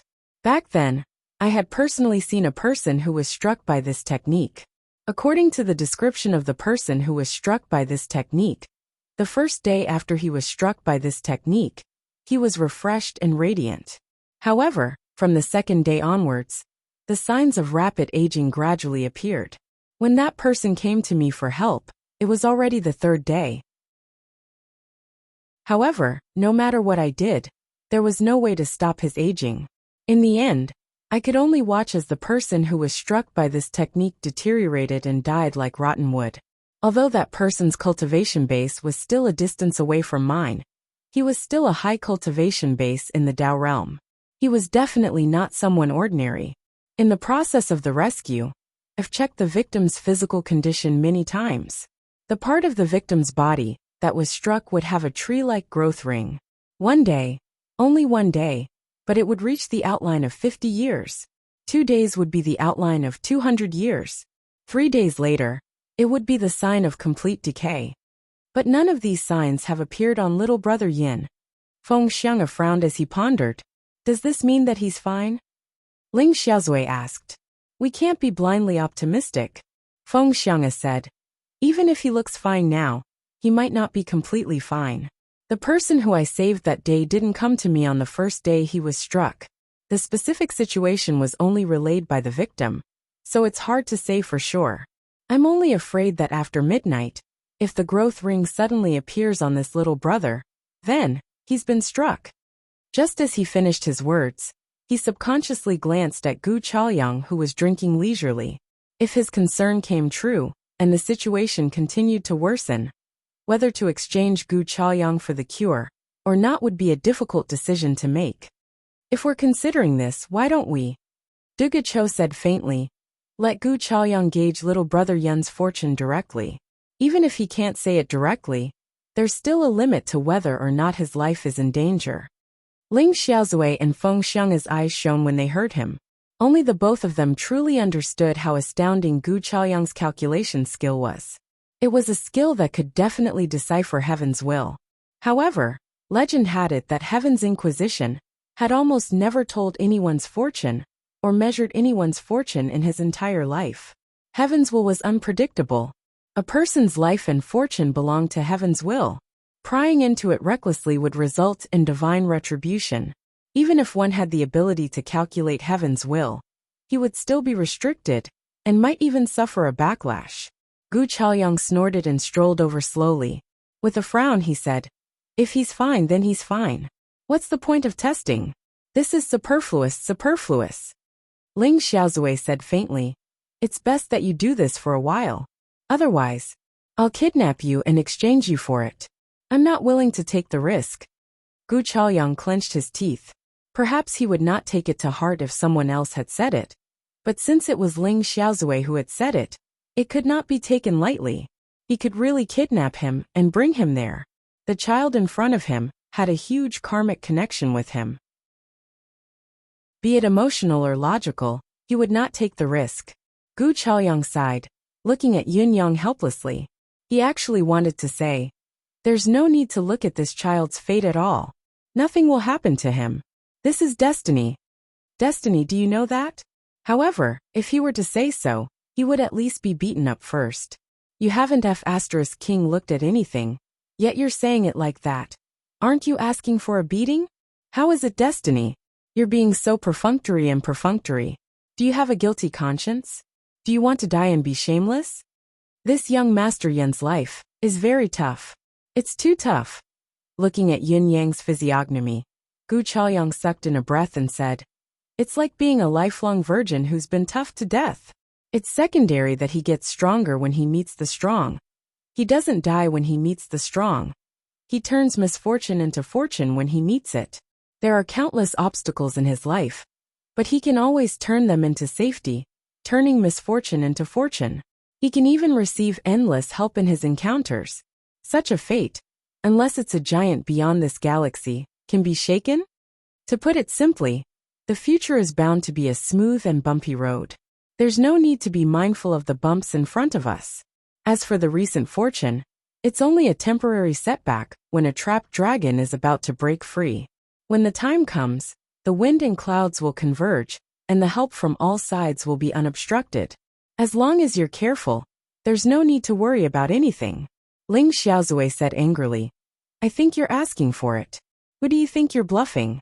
You were talking about the limit of the galaxy just now, and now you're talking about beyond it. Can you be any more ridiculous? Do you really think I dare not capture you? Also, what do you mean by a smooth and bumpy road? What nonsense are you spouting? Gu Chaoyang said angrily. What else can I say if I'm not bluffing at this juncture? His physiognomy. What do you King know? In his exasperation, he actually cursed directly, like a different person from his previous magnanimous self. Gu Chaoyang was truly frustrated. How could Yun Yang's fortune be so easily spoken about? If I were to King say it, I'd probably be struck by a bolt of lightning the moment I open my mouth. Would you be responsible? Chapter 605. Ling Xiaozui's expression lightened slightly. Hearing Gu Chaoyang's words, he could confirm that Yin Yang was indeed fine. Everything else was not important. While he was relieved, he was also filled with endless bewilderment. Mr. Nian's earth-shattering arrival had turned out to be a mishap in the end. Wasn't this too much of a joke? How could he not be a son? Yin Yang had a guess in his heart. Was it because of the endless divine art that he did not show any signs of being hit? Or was it because of Emmy? However, why hadn't such a situation occurred before? In the past, when he faced off against He Hanqing, he couldn't help but suffer heavy injuries and almost lost his life. The danger wasn't inferior to today's in the slightest. Why didn't a similar situation occur? This was really thought-provoking and extremely puzzling. His guess was right. If Mr. Nian had executed the art with brute force, Yun Yang would have become a pile of minced meat by now. However, Yun Yang was naturally immune to such an insidious art. The endless divine art, as the name suggested, was endlessly multiplying. No matter how the 4 seasons changed, the endless divine art would never stop growing. It would not affect him at all. The reason was that the endless divine art could destroy the insidious force of the endless divine art. There's no such thing as death. Mr. Nian only knew that Gu Chaoyang was extremely useful to him now, so he could only threaten him in this manner. If he had known that Yin Yang was Supreme Cloud, he would never have done so. It was a pity that he did not know. Since we're sure that young brother Yin is fine, we can study the Spirit Breeze Mountain 3 days later. We can beat him at his own game. Ling Xiaozui's gaze was gleaming as he said, "Everyone, if we don't set up a trap, it seems like we're letting down the 2 uninvited guests today." The other 3 men perked up when they heard him. "Good idea. Let's do this and this," Ling Xiaozui said. "I think we can at least cut off an arm of the 4 Seasons Tower." The trio cheered in unison. Yun Yang heaved a sigh of relief and said, "Brothers, you finished talking about the important matters. Shouldn't you bring up the trivial matters as well? It's a little too shabby for the 4 of you to still stay in this inn. As the host, this young brother feels very apologetic. Why don't all of you stay in my residence? What do you think?" Gu Chaoyang was the first to respond. All right. It's too dangerous to stay here. The royal residence is safer and more comfortable." Ling Xiaozui looked at Gu Chaoyang strangely. Why had this Sir Heaven's Inquisition, who was said to be omniscient and capable, been behaving so strangely since his appearance? This should be the first time he and Yun Yang had met. They had not known each other, and had never met before.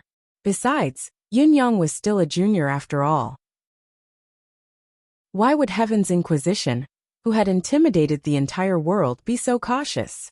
However, the reality was that ever since this Heaven's Inquisition had met Yun Yang, he had agreed to whatever Yun Yang said.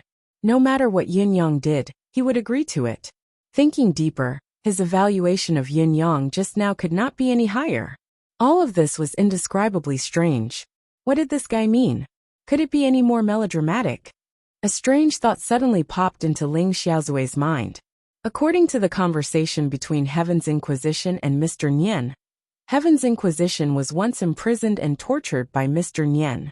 However, if we were to say that they were close friends, and then fell out due to some reason, it would fit the current situation. It's not impossible that Heaven's Inquisition was originally from the 4 Seasons Tower. But it doesn't look like it. Feng Xiang frowned and said, "Staying in the royal residence? I'm afraid it will be inconvenient." He was from the Empire of Zio after all. The original intention of this trip was to provoke Yutong's guardian, Supreme Cloud. Even if his original intention was no longer there, staying in the residence of the Empire of Yutong's King Xiaoyao abruptly was still a little uncomfortable. Gu Chaoyang said, "You've already decided to give up on finding Supreme Cloud. Why do you still need to care about anything else? What inconvenience is there? It's obviously a great convenience. I say, old Feng, you've never enjoyed the life of a noble before. It's so comfortable. It's so comfortable. If you don't experience it, you'll never know that there are such pleasures in this world. You're old, the soil has already been buried to your chin. If you don't take advantage of your last moments to enjoy yourself, wouldn't it be a waste to come to this world? Let's go. Feng Xiang huffed and glared at him, his beard twitching in anger. Why am I buried to my chin? I don't have much time left in my life, but I still have at least a few decades to spend. How can you say that? It doesn't matter where I go, said Duguchou. With Ling Xiaozui and Gu Chaoyang's approval, Duguchou's reply was equivalent to agreeing to stay in Yun Yang's house. Feng Xiang's hesitation was no longer important. There was no more meaning to it. Yun Yang was overjoyed. Moving these 4 immortals to his house would truly be a relief. He would no longer have to fear the 4 Seasons Tower's unpredictable ability. He beamed with joy and said, Great. Let's go then. This young brother will take good care of all of you when I get home." At midnight that same day, Yin Yang quietly brought the four masters to the residence of Yin. He could finally breathe a sigh of relief after arranging for them to stay in one of the courtyards. After all, the status of these four Buddhas was too high. It was inevitable that they would cause a huge commotion when they moved during the day. It was best to move in the middle of the night to avoid detection. Of course, Yin Yang's intention to conceal his own force was also part of the plan. With these four people in charge, how could it be possible that no one would come to attack him? He had to make the best use of his resources and talents. Initially, I only wanted to see if I could build a relationship and borrow their strength to facilitate my future plans. Even if it's hard to borrow their strength, I still have to find out the reason they came to Tiantang City, so that there won't be any complaints when I shift the blame to someone else. I didn't expect to bring them home directly. It's unexpectedly perfect. Yin Yang planned in his heart. Dugu Cho stood in the courtyard and took a deep breath, saying, "The air here. The spiritual qi seems to be more abundant than other places." "Yes, much more abundant." Ling Xiaozui said, "That's right. Even if it's a rather famous holy land of cultivation, it's probably nothing more than this. Cultivating here is not only beneficial, it's also twice the result with half the effort." Feng Xiang'e and Gu Chaoyang had gone to their rooms to discuss some private matters, leaving only the two of them to look at the living environment. One should not assume that sophisticated cultivators had no requirements for the living environment. In fact, sophisticated cultivators' requirements for the living environment were much higher than ordinary people's. A residence with relatively dense spiritual qi was the first requirement, so seclusion deep in the mountains was usually the first choice. This was because the more populated a place was, the thinner the spiritual qi was.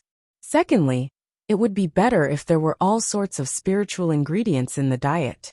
The so-called spiritual ingredients were, of course, the ingredients that Yun Zuiyu had used to entertain Yun Yang the other day. Chapter 606. Of course, to fulfill these requirements, it had to be built on an extremely rich material foundation. If one did not have an extremely high financial capability, it would be a myth to create a spiritual atmosphere that was like a sacred cultivation ground in a secular gathering place like Tiantang City. Ling Xiao, what is your relationship with this young master Yin? This question had been bothering Dugu Cho for the entire night. A very, very good relationship. Ling Xiaozui smiled. Don't you think this young man is very pleasing to the eye? I won't be stingy with him. Dugu Cho nodded. This young fellow Yin Yang is quite a nice person indeed. But he's not to the point where you and I have to lower ourselves to befriend him. I want to hear the truth. Be straightforward. Ling Xiaozui chuckled. If you haven't experienced his benefits personally, all arguments are just empty words. I believe that after spending some time with him, you'll understand that being friends with him isn't just an opportunity for him. I hope so, Dugu Cho replied faintly. How are your injuries? Ling Xiaozui asked. It's fine. Dugu Cho chuckled dryly.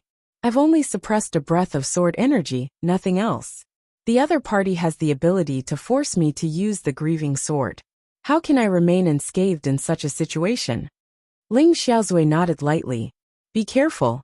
Don't be careless. Dugu Cho was obviously unconcerned as he said. How can I not understand this? It's just that Mr. Nian's ability has exceeded my expectations, but it's not to the extent where he can truly hurt me. It's fine indeed. As he spoke, his gaze suddenly froze. What is that? As he suddenly stretched out his hand, a tyrannical force was released, and a little white cat that was originally lying on the roof was pulled into his hand. The little cat meowed and bared its teeth. It turned around angrily and struggled with all its might, but it could not break free. Dugu Cho held the kitten in his palm, marveling as he studied it. Look at this, Ling Xiao. This little thing's camouflage is really impressive. I only noticed it when it sneaked all the way to our rooftop. This is amazing. Dugu Cho sighed. As he spoke, he suddenly fell silent. His eyes widened as he exclaimed in surprise. Ling Xiao, this isn't a cat. Rubbing the palm-sized thing in his hand, he lifted it up and looked at it. Ling Xiaozui sighed with a smile, wondering how long it had been since Dugu Cho had appeared. It took him so long to distinguish a cat. How could he not recognize it just by listening to its voice? Meow meow meow. Does your tiger meow like that? Besides, a tiger wouldn't be that small. He could only move closer to take a look. With a single glance, he couldn't help but widen his eyes in astonishment. This is an eclipse panther? But how can an eclipse panther cub be so strong? The little fellow struggled pitifully in Dugachao's palm. But under the restraint of Dugachao's overwhelming power, he could not even change his form, let alone escape. He could only lift his head to look at Ling Xiaozui, his gaze pitiful and pitiful. It was a pitiful sight. At this time, a white figure suddenly appeared, and a cold voice sounded. Who are you? Hurry up and put down Big White. It was Bai Yixue. Under the moonlight, Bai Yixue stood tall in his snow-white robe. His brows were slanted, and his demeanor was dazzling. His gaze was eerie. With a hand on the hilt of his sword, he glared at the duo coldly, his desire to fight brimming. If it were not for the fact that they were in the residence of Yin, and Bai Yixue knew that the other party was not an outsider, he might have already drawn his sword and attacked. This little fellow was Big White. Every night, this fellow would return to the residence of Yin from Nanan's place to reunite with his brothers. It was just that during this period of time, Big Whitey was not only anxious but also anxious. He did not know when Whitey 2 and Whitey 3 would return. Worried about them, Big Whitey came back even more frequently. Who would have thought that as soon as he came back tonight, before he could even land, he would be caught by someone? This was something that had never happened before. Big White growled inwardly. Your father wasn't even on guard and you caught me. This is my home. That's why I was so unguarded. Put me down if you have the guts, and we'll start again. It was a pity that Dugacho could not understand a single word no matter how it called out to him. Even if he could, Dugacho might not have done so. The outcome had already been decided. There was no need to try again. Although the Eclipse Panther cub before him possessed extraordinary abilities, it was not enough to catch the attention of people like Dugacho and Ling Xiaozui. Being surprised was already the limit. Even if one was completely alert and gave it his all, the outcome would not be any different when faced with an absolute difference in ability. What if I don't let go? What do you dare to do? Dugacho asked, looking at Bai Yixue with interest. Don't let go. Before Bai Yixue could speak, someone said, If you don't let go, you'll have to ask this young master if I agree to it or not. As he said this, he saw a guy with a body full of lush green color walk over with swaying steps. Dugacho was even more intrigued as he chuckled. Who are you then? This young master is. Just as the person walked over, he was halfway through his sentence when he saw Ling Xiaozui.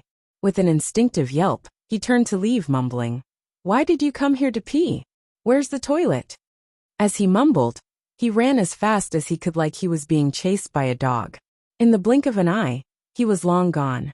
Dugacho was speechless for a moment. Could it be that this fellow was a psychopath? It was already eye-catching to be dressed in green, and his tone was so arrogant. Yet he had turned to run without finishing his sentence? Was his excuse too lousy? Ping, you came to the middle of the yard to look for the toilet in the middle of the night? Is your toilet in the middle of the yard? He was simply making irresponsible remarks that were unreasonable. A strange smile hung on the corners of Ling Xiaozui's lips. Wasn't this the child from whom he had bumped into the other day? It was rare that he still remembered me. His memory wasn't bad at all. Dong Tianlong had almost peed his pants in fright as he hurried along the way. He felt his scalp prickle and chills run down his spine. The soles of his feet were numb as well. The last time he had met this fellow, he had almost peed his pants. This time, it was the same fellow who had almost peed his pants again. It was 2F** King dangerous. I realize that I've been going against these top-notch experts all my life, encountering them one after another. Dong Tianling shuddered. He had not thought of coming out to pee this time, but the fright had made him feel the urge to pee. He felt that he would really be doomed if he had been any later. Chapter 607. Dong Tianling was speaking the truth. Ever since he had befriended Yun Yang, he had met quite a number of pinnacle experts like Ling Xiaozui, Lei Dongtian, the Four Seasons Towers for Venerable Lords, and Dugacho, whom he had met today. His encounters were rare. What was more, although these people had scared Dong Tianling to the point of wetting his pants, he had never actually done so. His character was not something an ordinary person could compare to. Bai Yixue still did not feel much about it. He only looked at the direction Dong Tianling had left in disdain, thinking to himself that this fellow had no sense of brotherhood at all. Did he have to be so scared? With me, Yutong's unrivaled expert, what else is there to be afraid of? Could Ling Xiaozui, Duge Chou, or Jun Moyan be among these two fellows? Definitely not Jun Moyan. I know Jun Moyan. I've even fought him before. Let go of Big Whitey, Bai Yixue said coldly. Seeing that you are my guests, I won't go too far. However, a guest must have his duty as a guest. Little Whitey is my young master's pet. How can he be toyed with? Watching Big Whitey struggle in Duge Chou's grasp, Bai Yixue's heart ached. Back when the 5 Whiteys had been playing around at home, it had been so lively. However, Whitey 2 and Whitey 3 had gone out with their young master and gone missing after the incident. It was no longer as grand as it used to be. Now all that could be heard was mewling, filled with sorrow and sorrow. The sound of yearning was clearly felt by Bai Yixue and the others as well, as if they were experiencing it themselves. Everyone in the residence of Yin could not wait to feel sorry for the 3 Whiteys. Now one of them had been caught by this fellow and was being played with. Although they were in their own home, Bai Yixue was already fuming with rage as he watched Big Whitey's aggrieved state. Duge Chou chuckled and said, "It's not difficult for me to let it go. What do you want?" Bai Yixue asked angrily. Duge Chou replied amused, "As long as you win me, I'll let it go. How about that?" Bai Yixue laughed in spite of his exasperation. "You'd better think this through, lest you lose all your reputation and face." To Bai Yixue, even if the other party could capture Big Whitey, his cultivation base must be impressive, but Big Whitey had always been defenseless in its own home. It would not be difficult for a Heaven Realm cultivator to do so. Most importantly, Bai Yixue had a breakthrough in his own cultivation base. He was now at the pinnacle of the 8th Heaven Realm and could step into the 9th Heaven at any time. He was a superb expert, the top expert in Tiantang City. He was not even afraid of Jun Moyan. How could he be afraid of him? Moreover, Duge Chou had already returned to his natural state. His essence was contained within him, so nothing could be seen. Even his aura was hidden. How could Bai Yixue see through it with his current cultivation base? Duge Chou said seriously, "I've thought it through. What's the value of a reputation? If I can get defeated, then it's worth it." Bai Yixue guffawed. Suddenly he straightened himself, becoming as sharp as a sword as he recited slowly. "Who is the one dressed in white? A divine sword beheaded the souls of the dead. Who in the world knew him? Only white snow can be seen in the world." With a long howl, he pulled his sword out of its scabbard in a suave manner. With a dragon's roar, a sword glowed brilliantly in Bai Yixue's hand. Then, Bai Yixue sprung up gracefully from the ground, leaving a trail of dashing afterimages in the air. Like a dashing tree in the wind, his tall form charged over like an immortal taking a stroll. Swoosh! Bai Yixue's sword turned into fluttering snow that rained down from the sky. Duge Chou pulled his sword out of its scabbard, as if he was facing a formidable foe. His expression was unusually grim as he cried out, "Great swordsmanship!" Bai Yixue was growing increasingly convinced that his opponent was not much of a threat. He hollered, "Experts know who's better in a battle of experts. Don't waste your effort. Put Big Whitey down quickly. I won't make things difficult for you, lest we hurt each other." Although he said that he would not make things difficult for him, he bent his body and stabbed 19 times consecutively. His suave form had already circled Duge Chou 7 to 8 times. Ling Xiaozui was speechless. Why had he never heard that Duge Chou had such a hobby? Playing with cats and dogs was secondary, but now he was toying with people as well, and he was so serious about it. Could he be any more shameless? In the circle, Bai Yixue, whose robes were whiter than snow, moved freely like a dragon.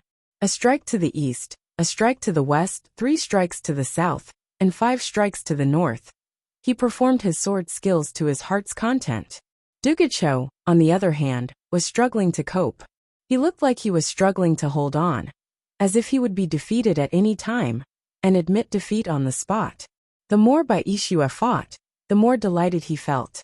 With a long howl he hollered, "Still not admitting defeat? Do you really want this big brother to beat you down? That's not how I treat my guest." Duga Cho was still holding Big Whitey in one hand while he held his sword in the other, parrying and defending with all his might. It looked like he was not strong enough, but he could still find the time to reply. "A man can be killed but not humiliated. Defeat me if you can. Good man. You have guts." Bai Ishua praised loudly and said proudly, "Just because of your guts, I won't let you get hurt as long as you call me Big Brother." Duga Cho shut his mouth right away and did not speak anymore. Just like that, the two of them continued to fight. Yun Yang had just settled Feng Xiang'a and Gu Chaoyang down when he heard the commotion outside. He ran out to have a look, and his jaw dropped at once. "Kacha!" Yun Yang cried out in pain and quickly covered his chin, gritting his teeth as he asked, What is going on?" Sword energy swirled in the field. It was Bai Ishua fighting Duga Cho, and it was Bai Ishua who had the upper hand, suppressing Duga Cho. Yun Yang was dumbfounded, not knowing what to do. Ling Xiaozui pursed his lips and said with a smile, "Your residence is indeed filled with experts and talented people." Yun Yang blushed as he yelled, "Stop! Stop! We're on the same side. We're on the same side." Bai Ishua chortled and said, "I know that we're on the same side. Since when did I show what I've learned? I was only teasing him." With a long howl, he grew more spirited as he said leisurely, "Everything ends here." He exhaled, and the sword light scattered out like a waterfall.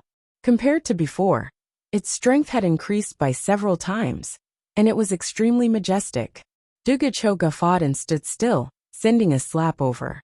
Bai Ishua cried out involuntarily, "Don't block it blindly, I won't really hurt you." *T. Ugh.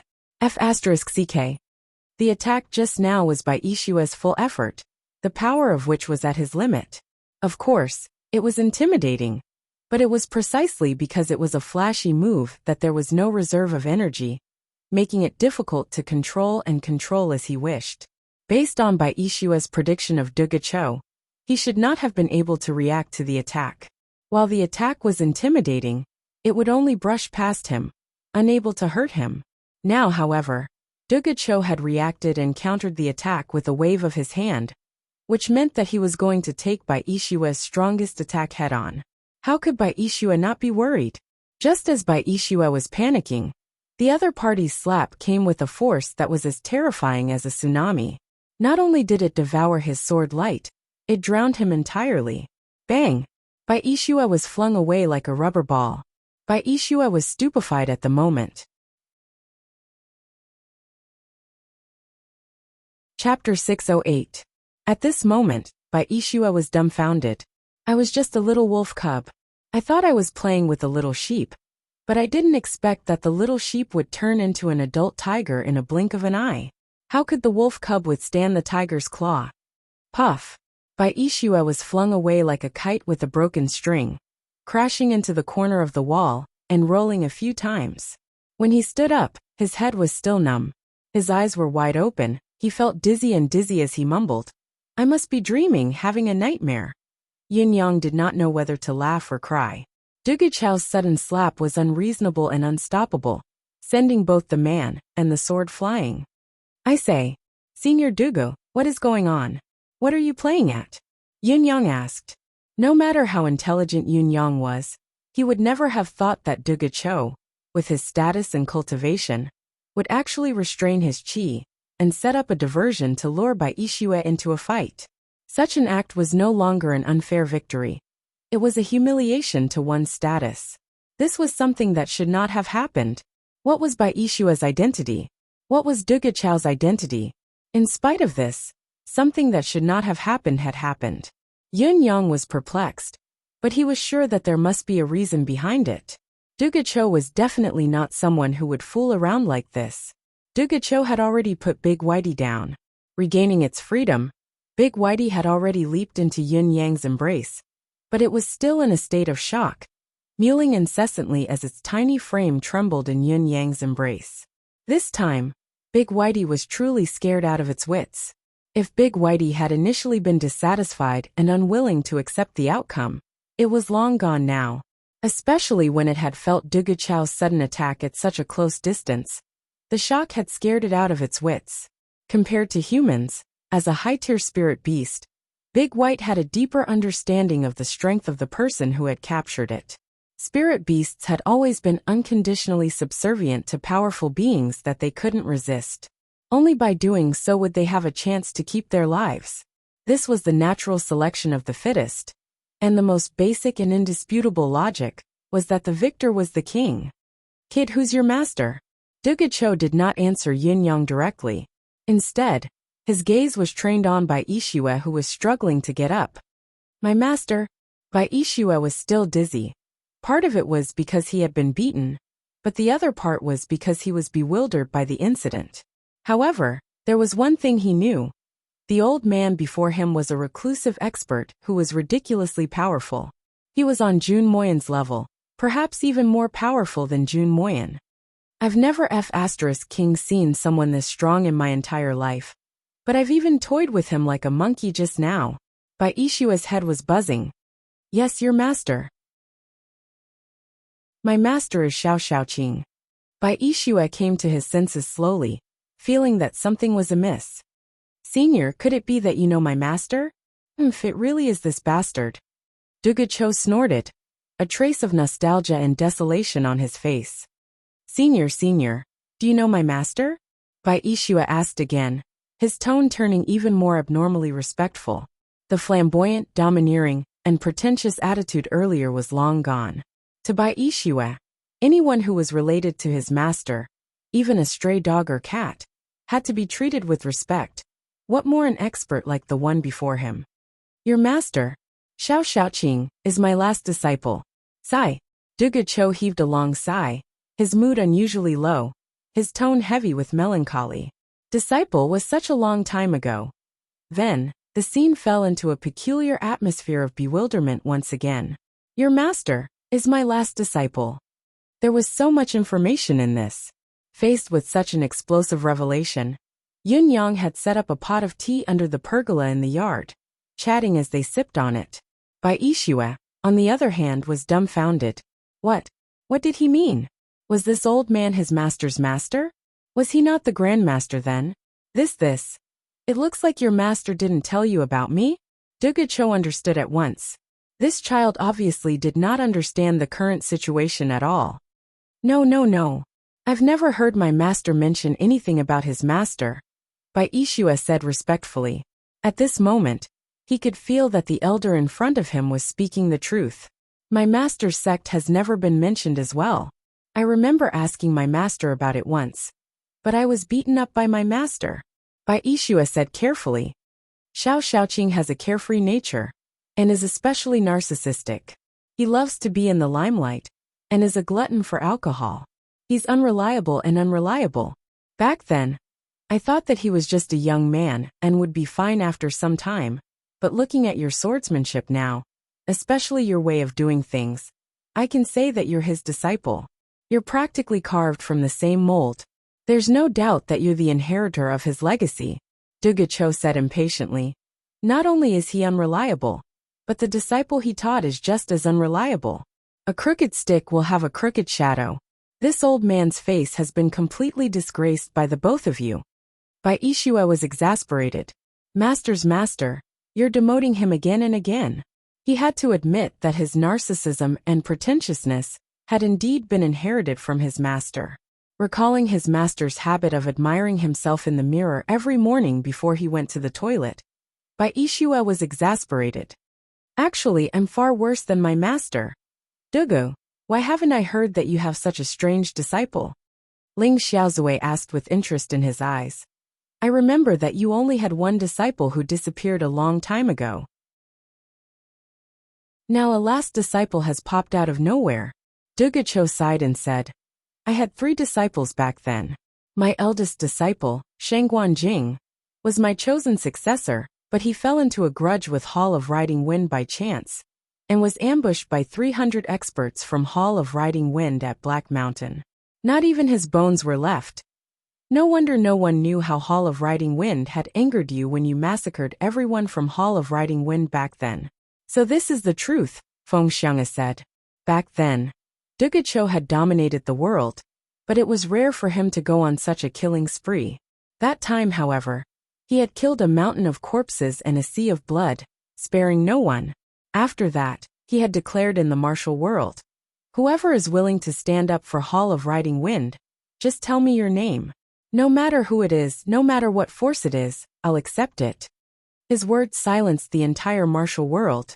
As for Hall of Riding Wind, it was a taboo in the martial world. No one dared mention it. What if I said it and Dugucho thought that I was an accomplice of Hall of Riding Wind and came looking for me? As a result, the matter had become an unsolved case in the martial world. Chapter 609.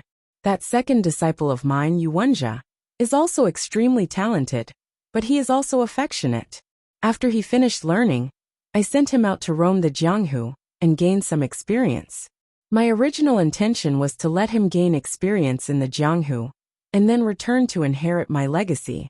However, after this B***starred left, he only roamed the martial world for 4 to 5 years. He kept a low profile, never stirring up trouble, and didn't really fight anyone. Besides, he wasn't idling around these years either. Other than looking for a wife, he took on concubines. In the end, I waited anxiously for him to go back and inherit my legacy, but all I saw was a bunch of wives coming back to kowtow to me. Then he brought them to live in seclusion, Dugucho said helplessly. He had accepted a total of 3 disciples. The one that he thought would be able to inherit his legacy had long since died in battle, and the remaining 2 were both weirdos. Ling Xiaozui and the other 2 coughed dryly. He really didn't know what to say. Dugucho's luck was truly heaven-defying. Others wouldn't even be able to get a disciple like this in their entire lives. He, on the other hand, had taken 2. However, if he were to put himself in Dugucho's shoes, what would he do if he were Dugucho and saw his disciple bringing a bunch of wives back to tell him that he was going to retire? Thinking about it, he could only sigh. He could totally understand Dugucho's feeling of being F***ked back then. Yun Yang was the only one who could not help clicking his tongue. Tisk. How enviable. He found a bunch of wives and lived in seclusion. There were a lot of keywords in this. Just how big of a pile was it? The 3rd disciple is this kid's master, Xiao Xiaoqing. That guy's temperament is erratic, narcissistic and pretentious, and he's also soft-hearted.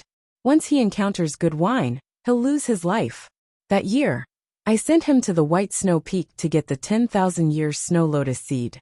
My original intention was to help him build up his foundation. Who would have thought that there would be no news of this guy for half a year? After drinking outside for 3 months, he actually lost the 10,000 years snow lotus seed when he returned. Dugucho sighed until his hair had turned white. He went back in a daze. I asked him where the snow lotus seed was. This bastard touched his chest and said that, but when he reached out to touch it, he didn't find it. He was muttering to himself, where did he drop it? Over there? Or here? Or, he didn't even know when he fell. Furthermore, there were no battles along the way, so it definitely wasn't stolen. It was clear that it was lost after getting drunk. At that time, this old man was so angry that his liver and gallbladder almost exploded. Ha ha ha. Ling Xiaozui, Feng Xiang'a, and Gu Chaoyang were close to tears from laughter. What the F***ck was too weird. Dugucho chuckled bitterly. It was a grave mistake to miss his opportunity, and he was so unreliable. How could he be of any use? After teaching him a lesson, I chased him out of the school and told him to scram. He was strictly forbidden to say that he was my disciple, and he was not allowed to use my name to deceive others. It's been more than 300 years. Ling Xiaozui asked in surprise. Isn't he the disciple you took in after your retirement? Dugucho nodded. I saw a child who had fainted by the side of the road, so I brought him back. After spending a few days with him, I took a liking to him and decided to take him in as my disciple. Unfortunately, he's another weirdo. Everyone was speechless. They really did not know what to say. I didn't expect this child to really not give me up after so many years. Cho looked up at the sky, lost in thought. After a while he finally lowered his head to ask Bai Yixue, "Your master, Xiaoqing, is he still alive?" Bai Yixue answered respectfully, "Master is still alive, but the old man has long left the martial world. He lives in seclusion at Black Cloud Peak now. He doesn't usually come down." "Is he still addicted to alcohol?" Cho asked with a frown. "This disciple has followed Master for many years, but I've never seen the old man drink a drop of alcohol." Bai Yixue answered with his head lowered. Bai Yixue now understood why his master did not touch a drop of alcohol. So that was it. He could not help but sigh for his master. If he were to encounter such a thing, he would probably not touch a drop of alcohol for the rest of his life. He lifted his head and looked at Cho passionately, an unconcealable pleading glint in his eyes. "Not a drop of alcohol. Not a drop of alcohol." Cho sighed deeply and murmured to himself. Ling Xiaozui and the others were moved as well. A drunkard who treated alcohol like his life had suddenly abstained from alcohol for the rest of his life. How strong was his determination! They could not help but want to persuade him as well. "Fine, when you see your master again." Cho mused for a long time and finally said softly, "Tell him that this old man allows him to return to my school. Let him come and kowtow." "Thank you, Grandmaster." Bai Yixue was overjoyed and was about to kneel and kowtow. "No," Cho said faintly. "You'll only be my grand disciple after your master has kowtowed. Right now there's nothing between us." He murmured, "I still remember how Xiaoqing was addicted to alcohol all those years ago. He hadn't touched a drop of alcohol for so many years. Of course, he was filled with regret. How could he let someone else kowtow in front of him?" Bai Yixue's eyes were brimming with tears. After a long time, Bai Yixue calmed himself down and said rather abashedly, "I still don't know Grandmaster's name." Cho said faintly, "This old man is Cho." Once the name was spoken, it was like a bomb exploding above Bai Yixue's head. Bai Yixue could only feel himself swaying twice, almost losing his footing and falling onto the table. Cho, the legendary name that had always been at the pinnacle of the continent, above the clouds, was like worshipping a god to the world. The unrivaled expert whose name shook the world and intimidated the martial world was actually right in front of him. It was his own grandmaster too. Furthermore, he had just exchanged blows with him. Bai Yixue was flushed, at a loss for words. He was stunned for a long time before he suddenly slapped himself on the face, feeling too ashamed to show his face.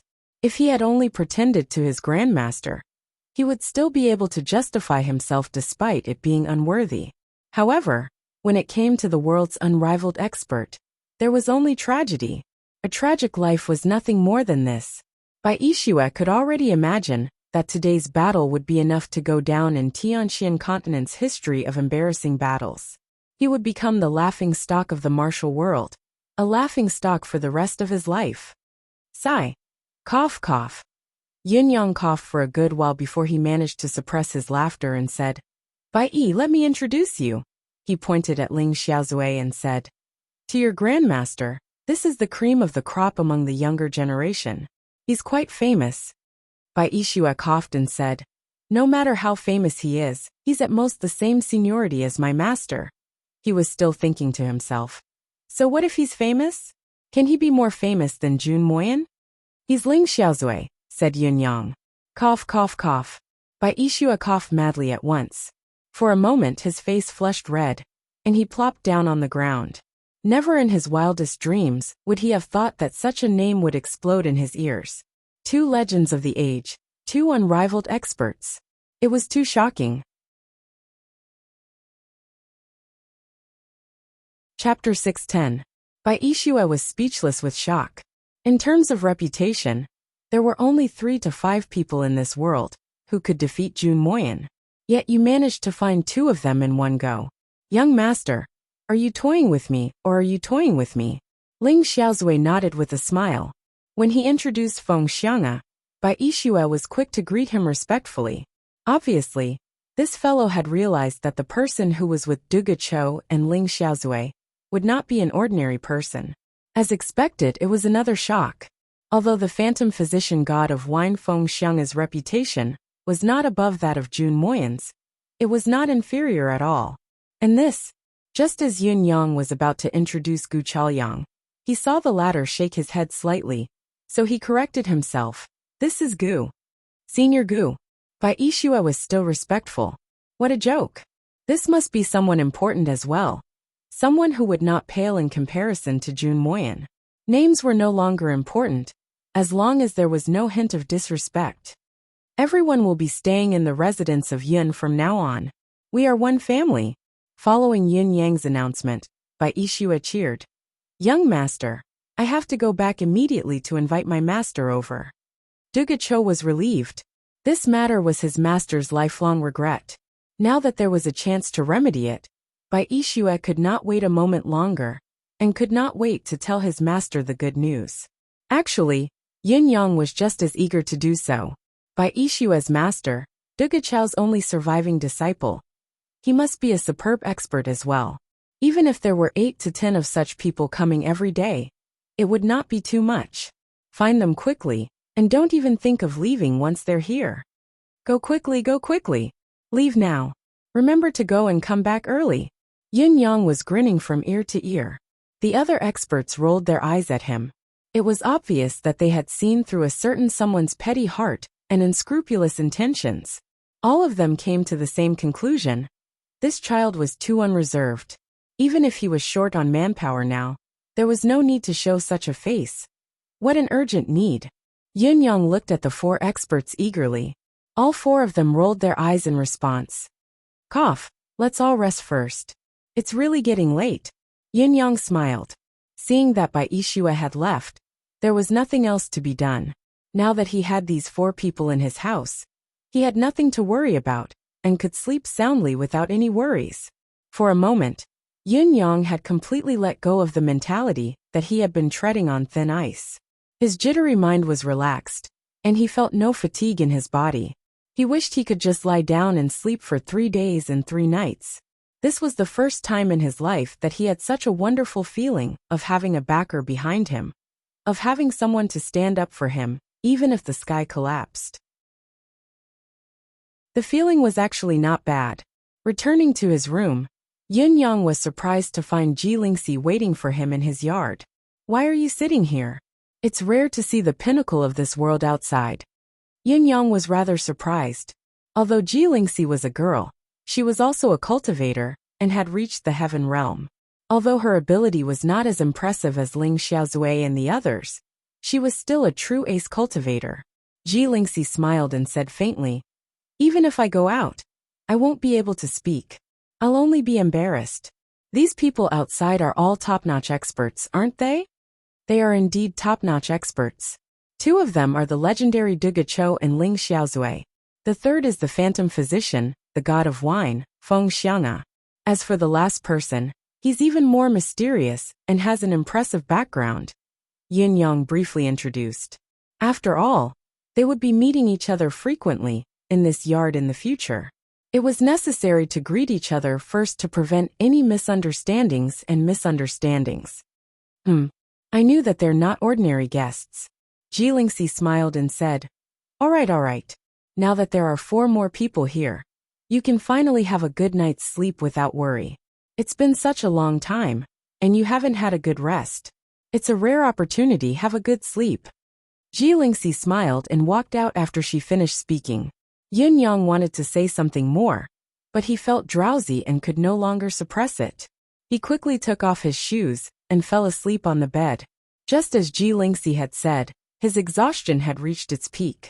Ever since he had escaped death at Tianxian Cliff, he had spent almost 2 years with his heart in his throat. He did not even dare to close his eyes when he slept. There had never been a time when he could sleep in peace. Now that he had finally calmed down, he could no longer suppress his exhaustion. All he wanted to do was to have a good nap. As a result, Yin Yang did not notice Ji Lingxi's unusual behavior at all. Under normal circumstances, experts like Dugacho and Ling Xiaozui would cause a commotion no matter where they appeared. Cultivators with a certain level of cultivation base could not help but be shaken and yearn to meet them. What was more, They had appeared directly in one's own house, and were staying in the same yard. The shock would only be more intense. As an ace cultivator, Jilingxi should not be an exception. However, when she heard Yun Yang mention the names, there was no shock in her expression at all, as if she had only heard a few very ordinary names. That was all. This was already very wrong. Jilingxi walked out of Yun Yang's room quietly, and walked back step by step. When she reached the flowering tree, she stopped and turned back to look. Yun Yang's room was completely dark, with only the faint sound of snoring coming from within. With Yun Yang's current cultivation base, the only explanation for the sound of snoring was that he was in a deep sleep that was both physical and mental. Jilingxi sighed softly and sat down in the gazebo. There was a hint of confusion in her eyes, as if she could not understand the dilemma of making a decision. I don't understand. In the night, a soft sigh could be heard. Nothing happened for the next 2 days. The peace lasted until the night of the third day. A loud bang came from somewhere in the western city's outskirts. It was the sound of a door being smashed. A long howl shook the air. Four Seasons Tower's men, come out and meet your death. The assassins had finally made their move. Their target was the Four Seasons Tower. These few days, the Four Seasons Tower's movements had never stopped, despite appearing to be quiet and uneventful on the surface. To Snow, Frost, and Sword, there was no need for them to be wary of anyone showing themselves in the world. Their eyes were bloodshot with hatred. What almighty being was in Tiantang City? It did not matter. Nothing is more important than avenging my brother. Moreover, Dugacho had never shown any kindness to the Four Seasons Tower, and was in cahoots with Ling Xiaozue. Of course, he was the Four Seasons Tower's enemy. If Snow, Frost, and Sword did not take action, they would be fools. They commanded the 200 to 300 men from the Four Seasons Tower to gather information about the assassins from all directions.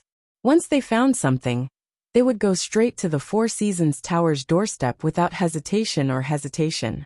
Although it had only been 2 to 3 days, the number of assassins from the Hall of Crimson Blade and the Merciless Tower, who had died in their hands, both inside and outside the city. There were also many martial world assassins who did not belong to the two organizations, but were recruited by the dictum of death. Those who had died in their hands were even more numerous. The Four Seasons Tower's operation in Tiantang City consisted of more than a dozen people each time. Their targets were usually 1 or 2 lone assassins. Of course, it was always successful, and the results were remarkable. On the other hand, the Hall of Crimson Blade's leader, Hong Zhan, and the Merciless Tower's Hen Bieli dared not make a move due to their fear of the mysterious expert. They had missed the opportunity, allowing the Four Seasons Tower to take them down one by one. They had suffered heavy losses, and the reputation of the dictum of death had been greatly diminished. In spite of this, both of them were veterans who had been in the martial world for a long time. Their reflexes were swift.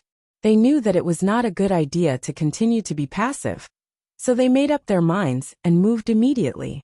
The dictum of death was issued once more. At midnight the next day, the world's assassins gathered outside the city's south gate to discuss their plan.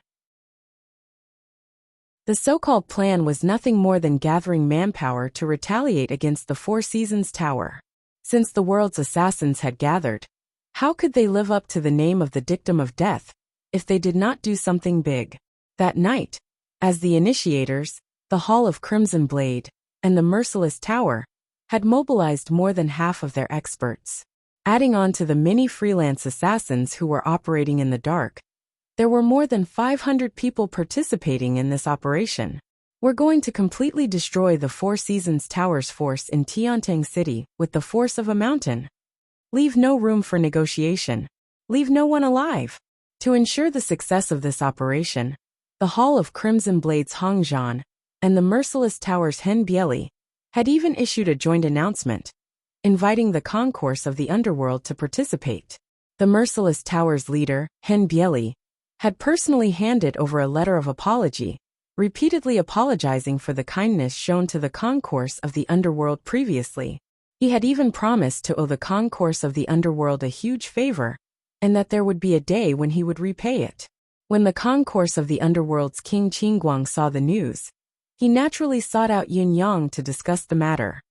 When the time comes, we only need to spread the wraith fog, and it will mean that the concourse of the underworld has made a move.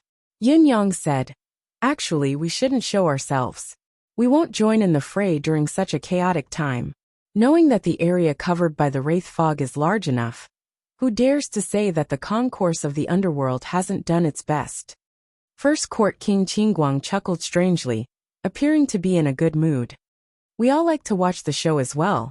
We especially like to sit back and watch the tigers fight." Yin Yang rolled his eyes, speechless. Yin Yang had underestimated the concourse of the underworld's 10 kings' enthusiasm for watching the show. That night, the wraith fog expanded and wreaked havoc like never before. All 10 court kings were dispatched at the same time, forming groups to watch the show. Yin Yang, who had the same thought, was fuming. Was there a need for so many people to come together just to watch the show? Do you all know how much risk you have to bear to watch this show? If only 1 or 2 people had come, we could have run away immediately if the situation had gone awry. However, all of you have come. This confidence is too much. Once any accident happens, as long as there's a slight reluctance to retreat, all of you will come out to fight. Don't let us, who are here to watch the show, fight on our home ground in the end. That would be so suffocating. You should know that the Four Seasons Tower's combat power is not limited to this. There's still Mr. Nian, and another top-notch expert coveting from the sidelines. If they think it's necessary to intervene in this battle, do you think the future of the enemy will still be beautiful? Now that everyone was here, Yin Yang had no choice but to adapt to the situation. Yutong's King Xiaoyao Lord Marquis Yun had come to watch the show as well. Other than that, there were many experts hiding in the dark who were also watching the show from the sidelines. After all, most of them had the thought that the gathering of the world's assassins might really be able to dampen the Four Seasons Tower's morale. It would be even better if they could take advantage of the situation. In spite of this, Yin Yang was greatly shaken once again as he watched the show unfold. The Four Seasons Tower's formidable capabilities and the assassins' peculiar methods of attack were an eye-opener for everyone present. They lived up to their reputation. The Four Seasons Tower's response was clear. The Four Seasons Tower's reputation must not fall. They would never retreat. If 1 came, they would kill 1. If 2 came, they would kill both. It was an open fight, an open fight. A huge yard was divided into 4 directions: north, south, east, and west. 3 experts were assigned to guard in the dark in each direction. These 3 people did not care about anything else. They were only responsible for dealing with the enemies that came their way. When the 3 of them were dead, tired, or injured, the Four Seasons Tower would then send out 3 more people to take over. This was an arrogant declaration. No matter how many of you come, I will deal with them with only these people. The assassins' tricks were endless as well. There was nothing they could not think of, nothing they could not do. The one who started the battle and took the lead in smashing open the door was the merciless tower's leader, Hen Bieli. With a push of his palm, the door was flung open. However, this move did not mean anything. It was only a declaration of war, a proclamation of war. After all, those who participated in this battle were all experts who came and went. Who would still use the door? A gust of wind blew, and dust flew into the air. A few rotten leaves spun in the air before slowly falling to the ground. It was quiet all around. There was only the dusky underworld fog floating in the night sky. It looked like it was everywhere. When the leaves fluttered to the ground, countless chilling blades flew out from the leaves. Chapter 6:11. The saber rain that filled the sky was denser and more frequent than the countless fallen leaves.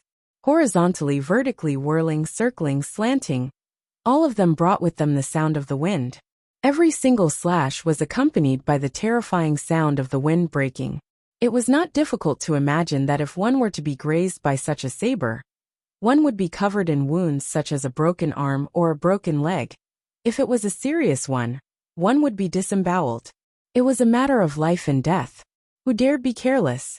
Even these assassins, who had walked the line between life and death for years, dared not underestimate it.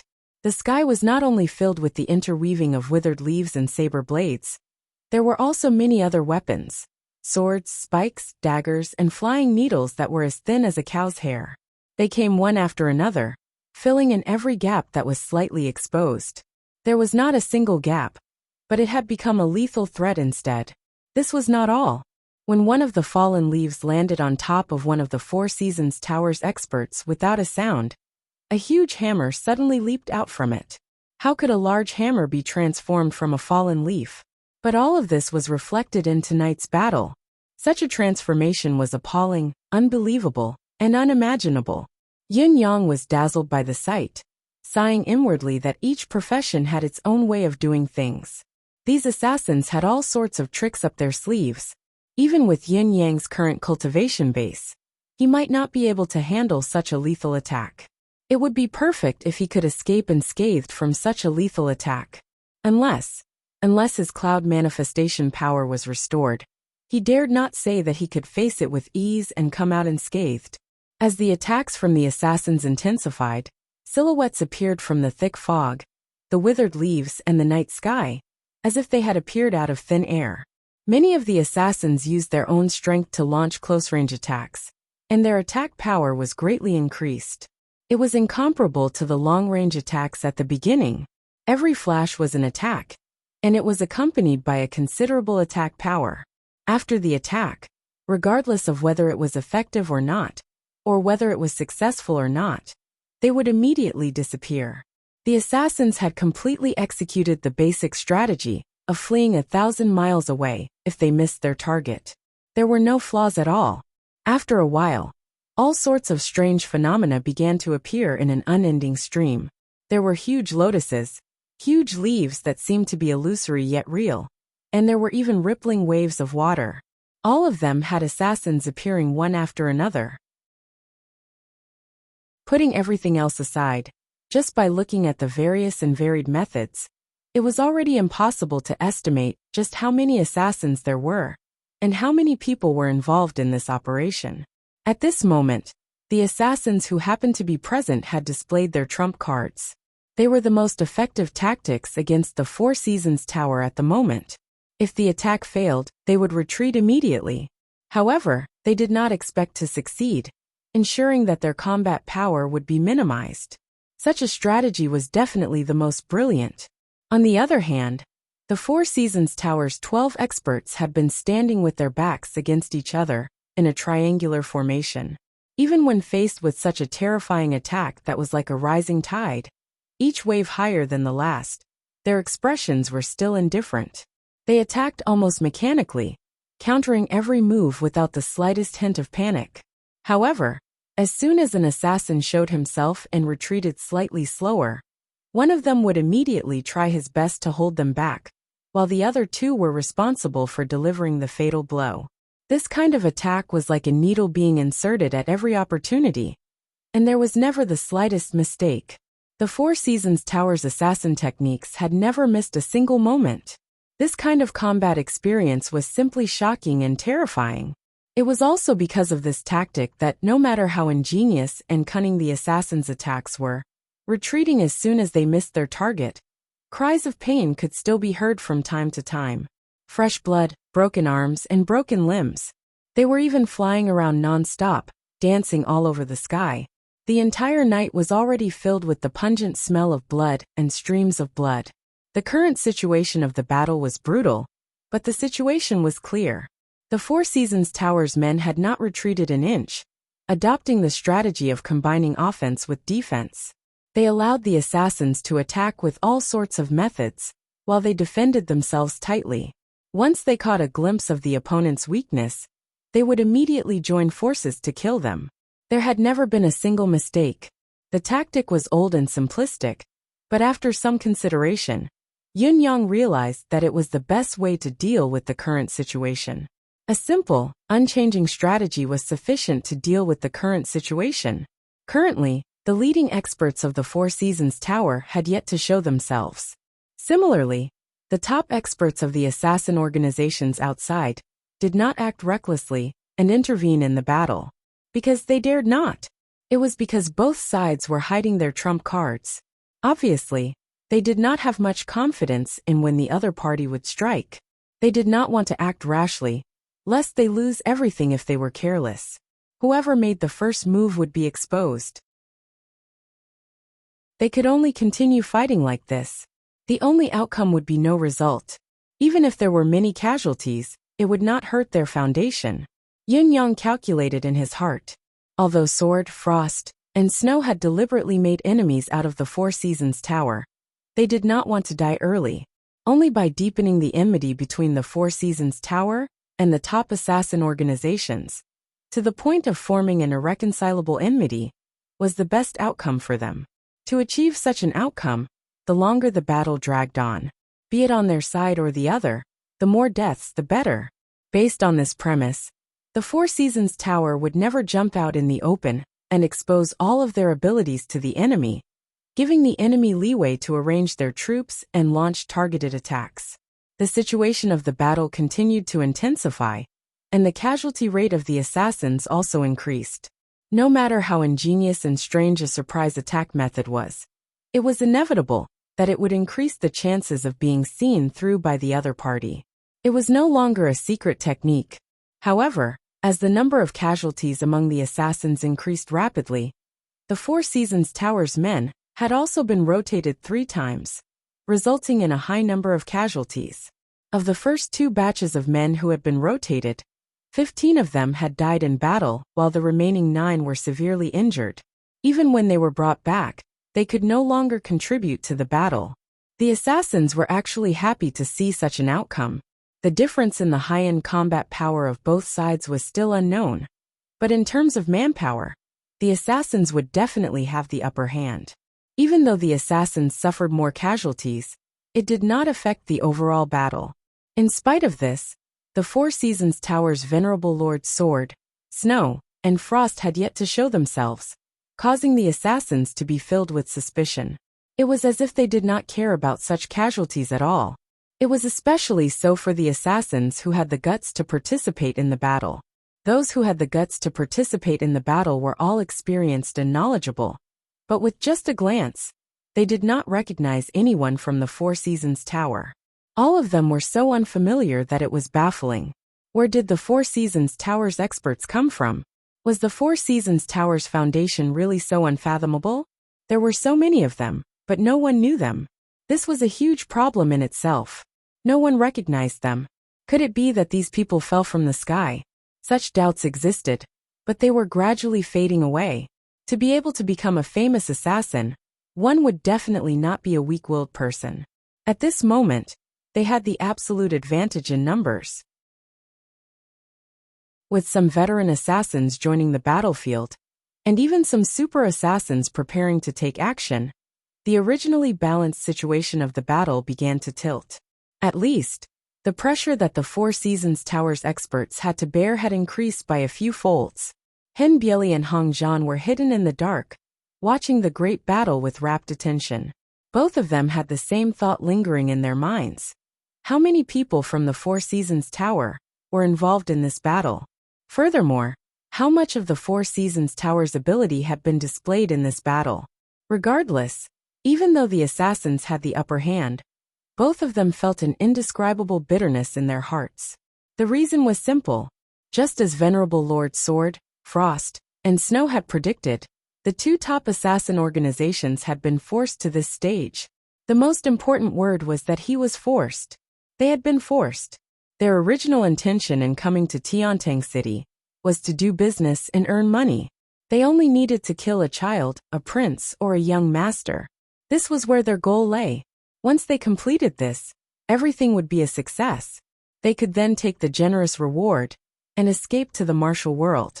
Even if Yutong were to conquer Tianxian, they would be too far away to do anything to them. Who would have thought that the Four Seasons Tower's men would charge at them in a completely unreasonable manner, just as they arrived, and had just begun to scout the place? Nothing had even begun yet.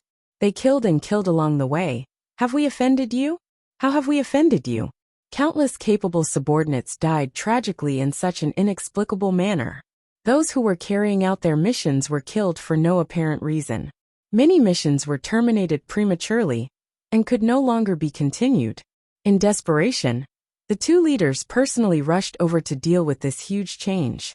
In all fairness, both of them were afraid of the Four Seasons Tower's infamy. Their initial plan was not to denounce the Four Seasons Tower directly, but to have a talk, to find out what was going on, and if there were any misunderstandings in between. Then they would think of a way to resolve this attitude.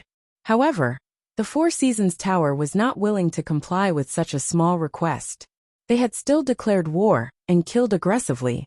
They had pushed the two top assassin organizations to the opposite side, and were still killing nonstop every day. Such an approach had undoubtedly pushed all the assassin organizations in the martial world to the opposite side of the Four Seasons Tower. Why was this so? It was stupid. Such a stupid move should not have appeared in the Four Seasons Tower. The Four Seasons Tower was a powerful force. It disliked the world's famous assassin organizations, and had first targeted the concourse of the underworld, killing them to the point where they were not even a tenth of their original strength. This was a fact. However, according to intelligence, the source of this incident was because the concourse of the underworld had started it by targeting the Four Seasons Tower's leader, Supreme Lord Springfrost. This had triggered the Four Seasons Tower's retaliation. In spite of this, they had now attacked the other two top assassin organizations. Was this not a little too much? Hen Bieli and Hong Zhan could not figure out why all of this had happened, no matter how hard they racked their brains.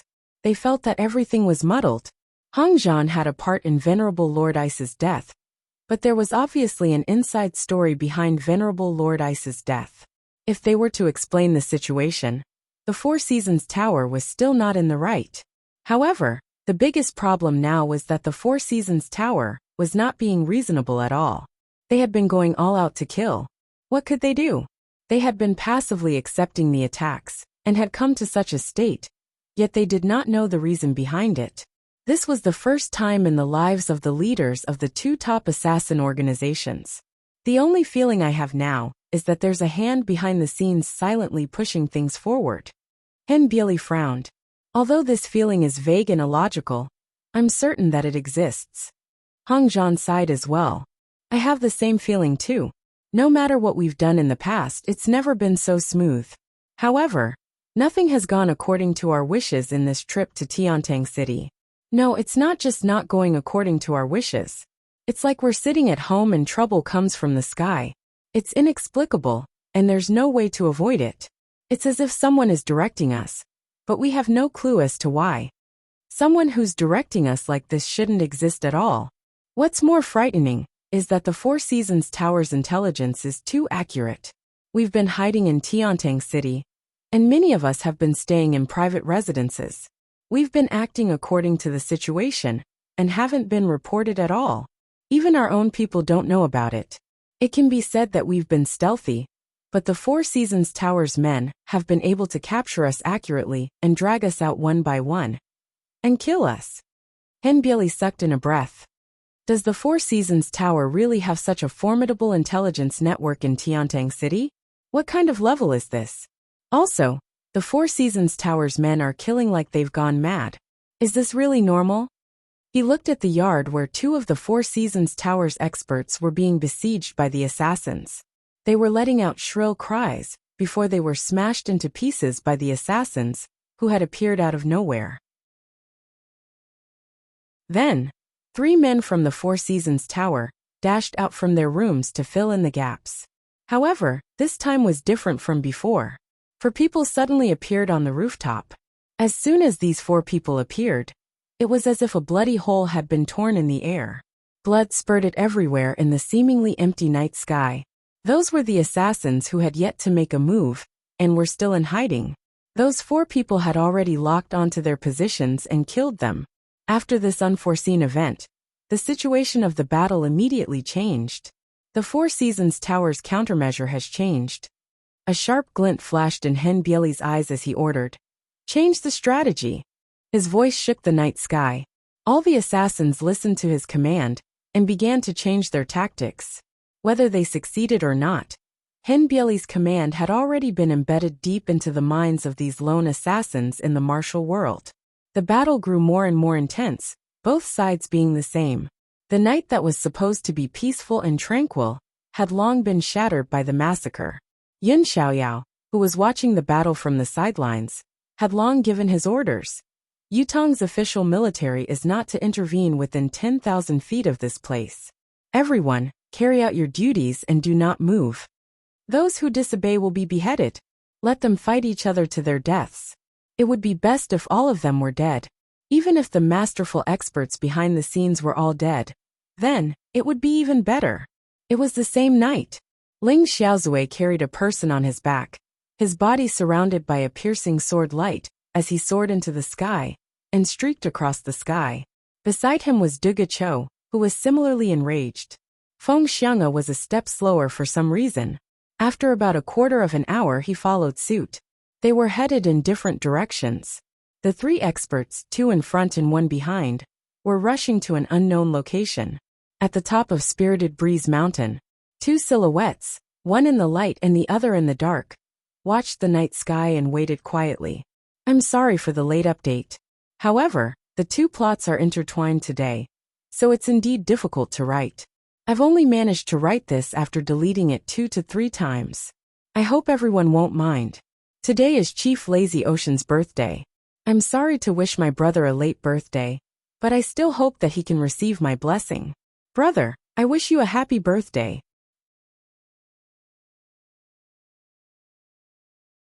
Chapter 6:12. Do you think they'll come?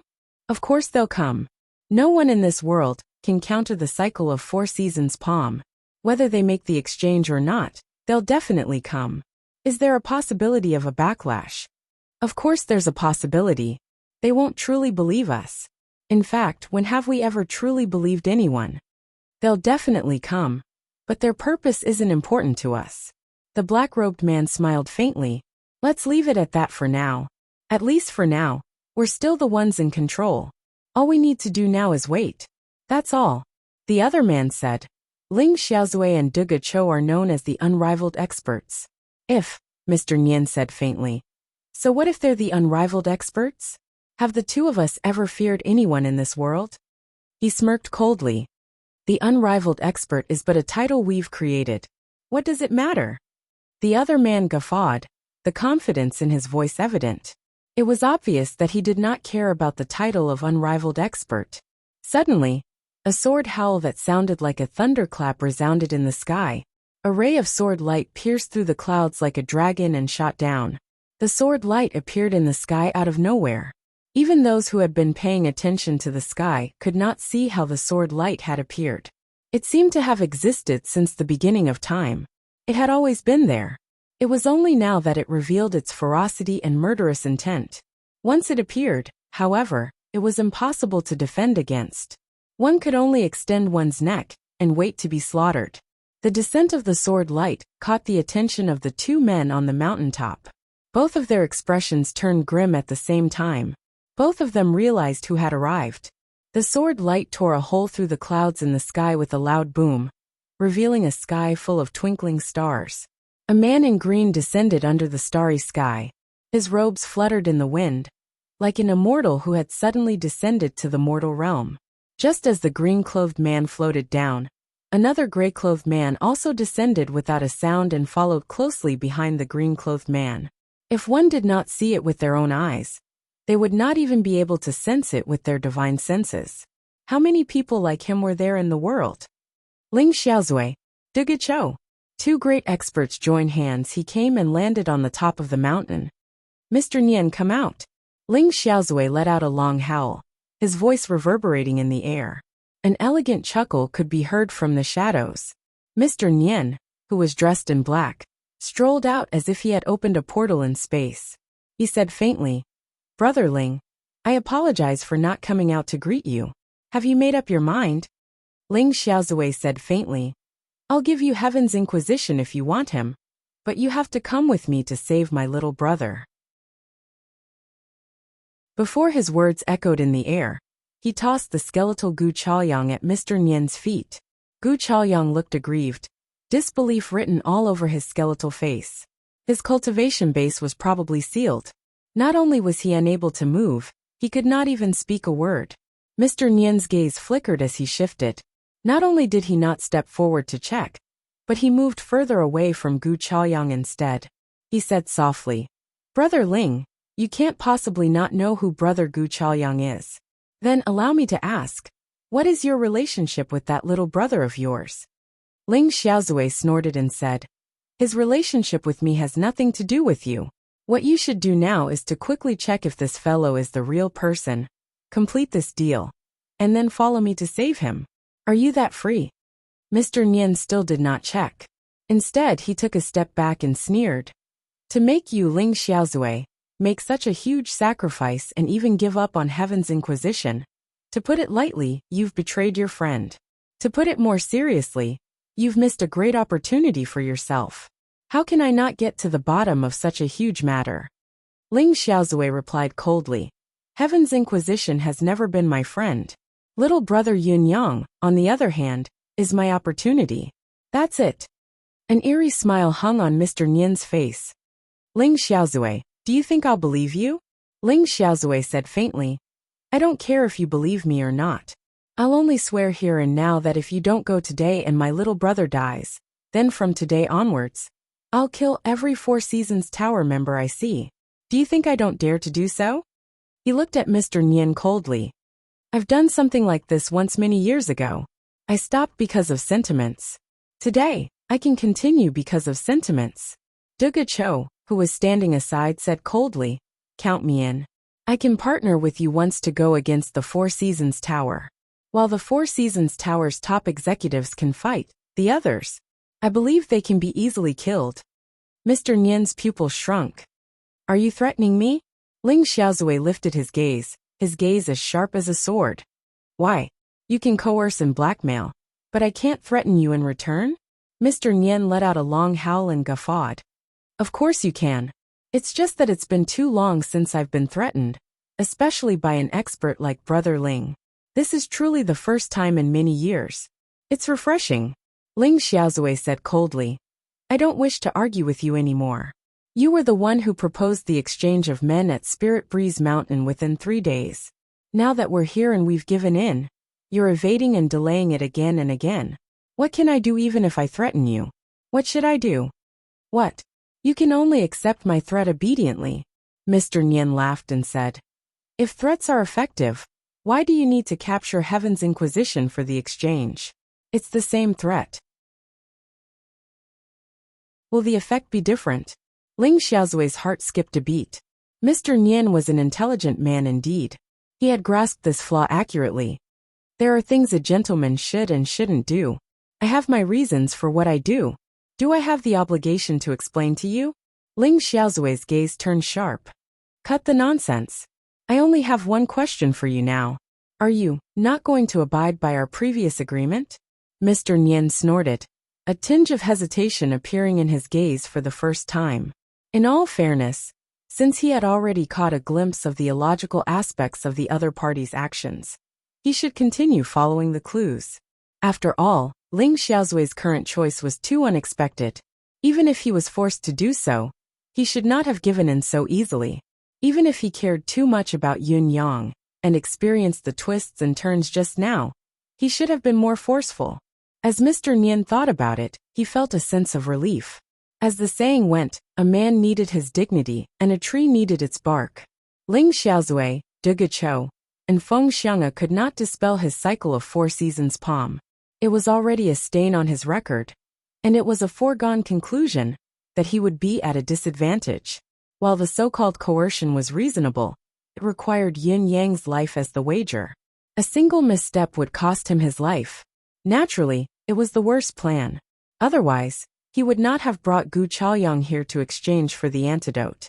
At the same time, the combined threat of Ling Xiaozui and Duga Cho was something that even Mr. Nian had to be wary of.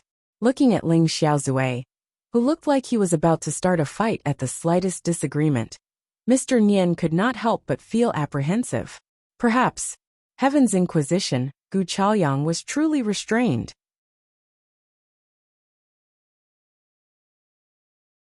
Chapter 613. With this thought in mind, Mr. Nian looked at Gu Chaoyang, who was curled up on the ground, unable to move. With a wave of his hand, A sharp gust of energy landed squarely on Gu Chaoyang. With a low grunt, Gu Chaoyang was sent flying 50 to 60 feet away like a rubber ball. A bloody hole appeared on his arm as blood gushed out. Then he fell back to the ground with a thud. 99% of Mr. Nian's attention was still focused on Ling Xiaozui and De Guichao's reactions. But he saw that both of them were unmoved, as if they were waiting to see what would happen next. Mr. Nian was even more assured now. With a scoff he said, "This is a serious matter. I have to be cautious. How do I know that the both of you aren't working together to trick me? If I don't act cautiously, wouldn't it be an injustice if I were to die from your ploy?" Ling Xiaozui snorted angrily. "I asked you to check just now. You were the one who didn't move, causing unnecessary trouble one after another. Now you're acting so sarcastic? Others may fall for it, but I, Ling Xiaozui, won't fall for it." Mr. Nian snorted and hollered, "Retreat another 100 feet. With an additional 100 feet of distance between them, Mr. Nian's cultivation base would allow him to react in time, even if he was ambushed. It was a safe distance where he could attack or defend himself. Ling Xiaozui said faintly, "I'm warning you for the last time. Check quickly. If you delay any further with your excuses, I'll only assume that you're stalling for time. By then we'll fight to the death." Mr. Nian replied coldly, "As long as you, Ling Xiaozui, don't play any tricks with me, I won't go back on my word. I only want Gu Chaoyang. That brat's life is worthless to me." Ling Xiaozui snorted and retreated together with De Guichao, retreating 100 feet away. At the same time, Mr. Nian unleashed another gust of energy, enveloping Gu Chaoyang in a dense and continuous manner. Using his cultivation method to check, he confirmed at once that all of Gu Chaoyang's meridians were indeed locked. He could not even move his eyelids or speak a word. He was like a lamb at the slaughter, and he didn't have the slightest ability to resist. Mr. Nian was still worried, so he went a step further to check Gu Chaoyang's dantian and see if qi. It was only when he realized that it was also unharmed that he was relieved and said faintly, "I've confirmed Brother Ling's sincerity in the transaction. I'll go with you now. Only when we return what we borrow, by what we sell, can we be even." As he spoke, he flicked his finger. An even more massive force enveloped Gu Chaoyang. He sealed all the meridians in Gu Chaoyang's body, in an unusually meticulous manner, with his unique mystical energy.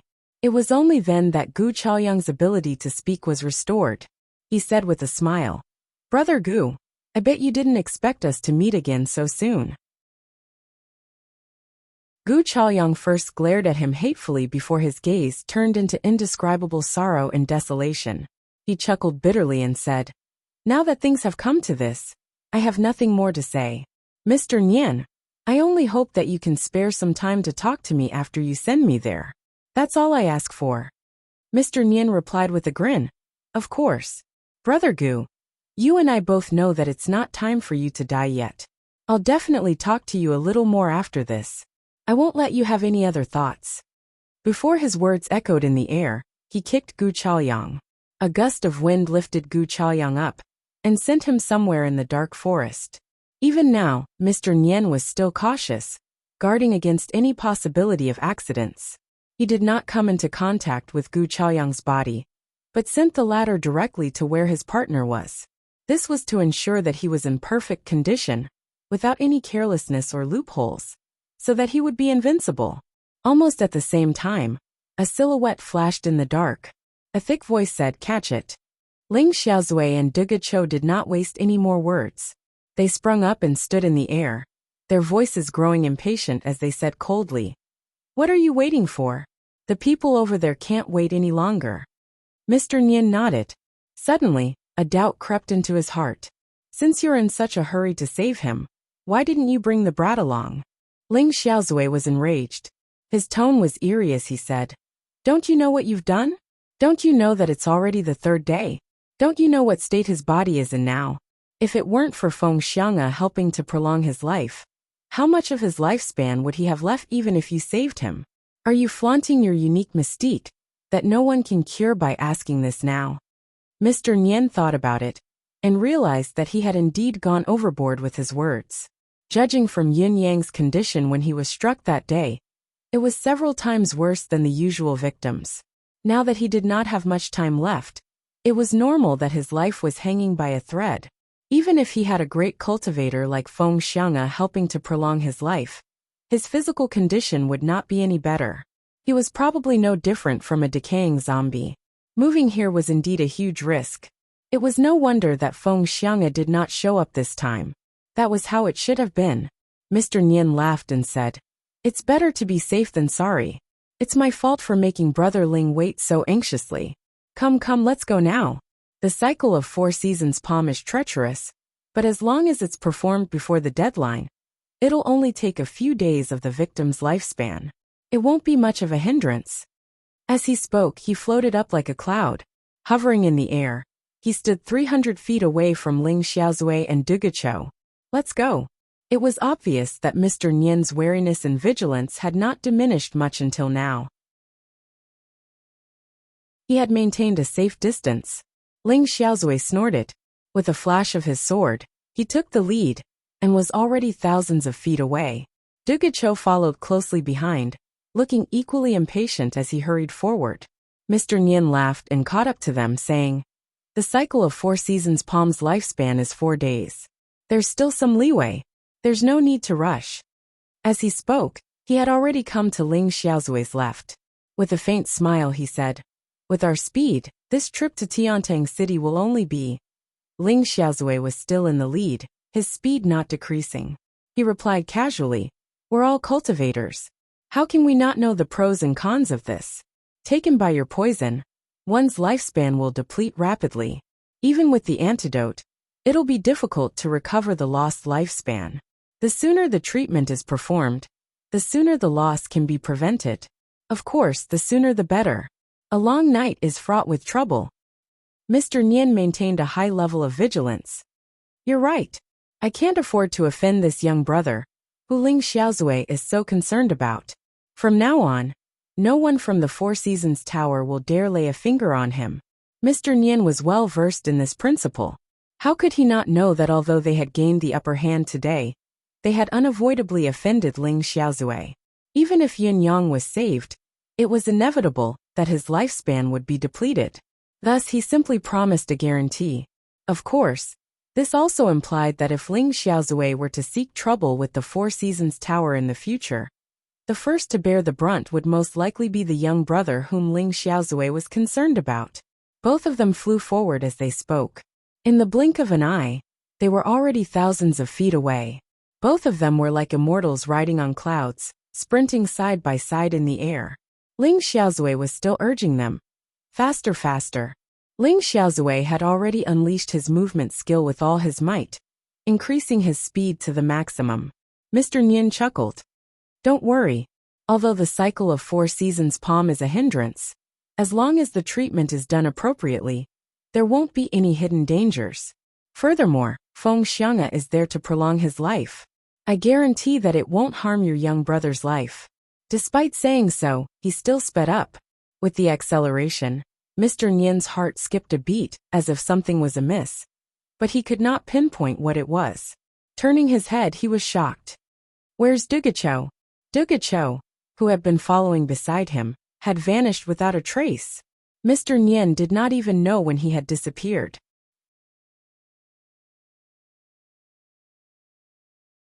Chapter 614.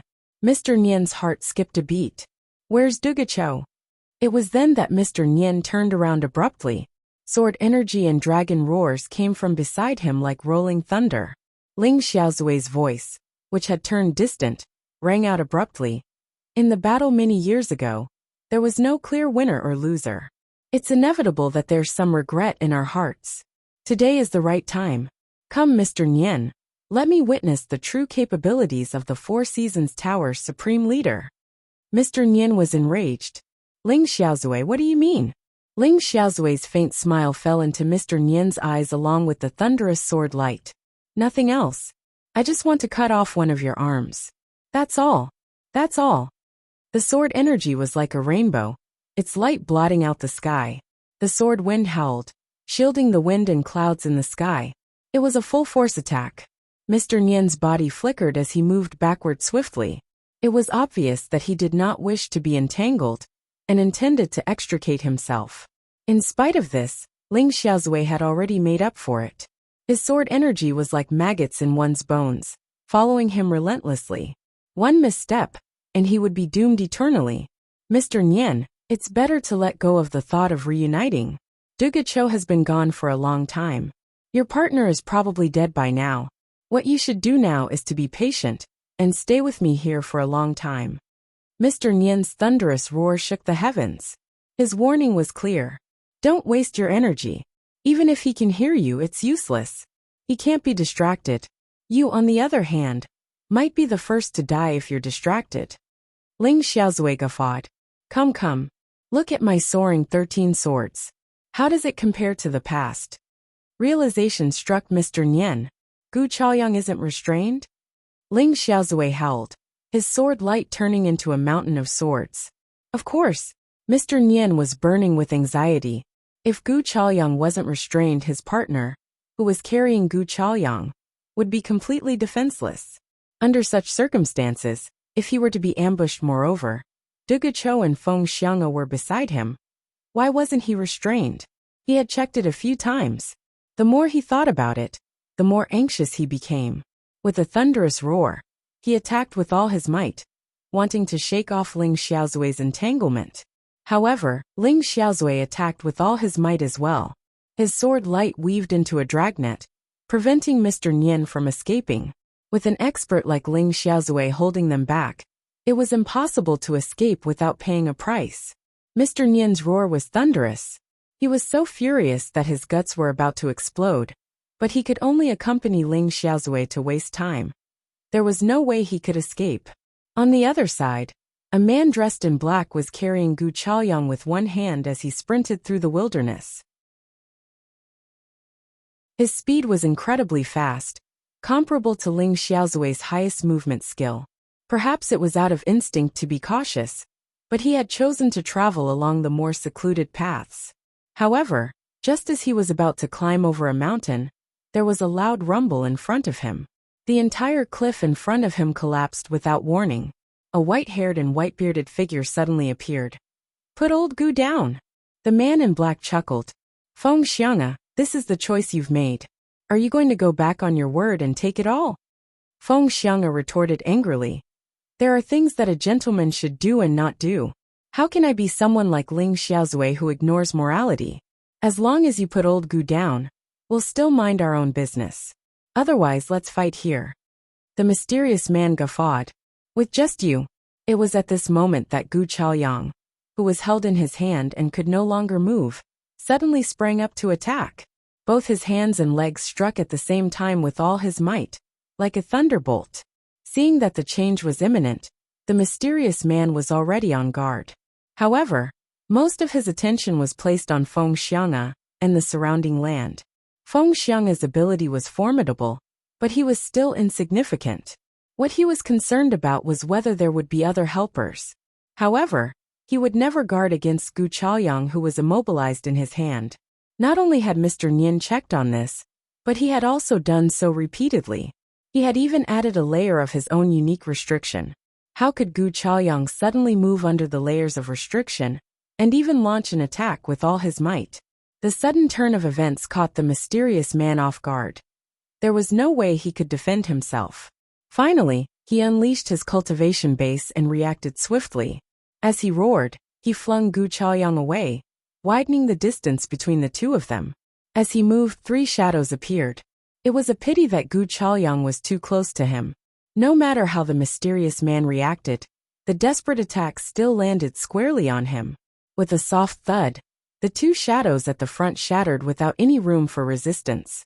The mysterious man staggered from the palm strike and spat out a mouthful of blood.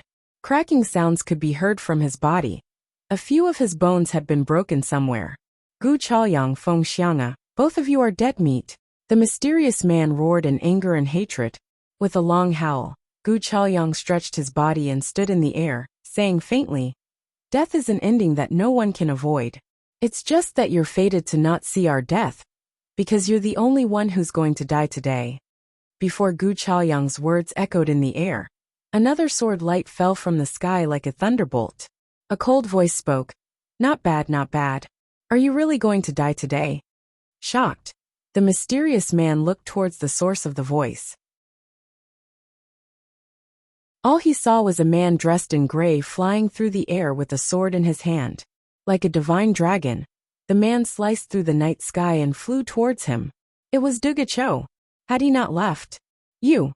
How could the man in black not know that he had fallen into a trap? With a roar, he was about to flee. Facing Cho, Feng Xiang'a, and Gu Chaoyang's joint attack, it was enough to kill anyone in this world. It was too dangerous. If he had been any slower, he would have lost his life.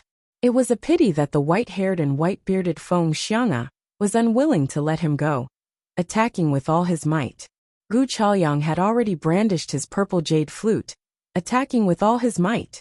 There was Feng Xiang'a in front, Cho behind, and Gu Chaoyang by his side. 3 pinnacle experts attacked with all their might, working together to kill the culprit who was the bane of their existence. All 3 of them knew very well that this mysterious man, before them, was a pinnacle expert who was on the same level as them. He was also a dangerous character. Any negligence or underestimation could lead to an irreversible outcome. Since the 3 of them had decided to attack, they had to make this person stay here forever. Otherwise, the consequences would be unimaginable. The mysterious man let out a long howl, his voice echoing hundreds of miles away. With a flash of his black robe, a measuring ruler appeared in his hand. Taking a deep breath, he hollered, all right, let me try the combined might of the 3 pinnacle experts." Waves of air billowed as he charged straight at Feng Xiang'a.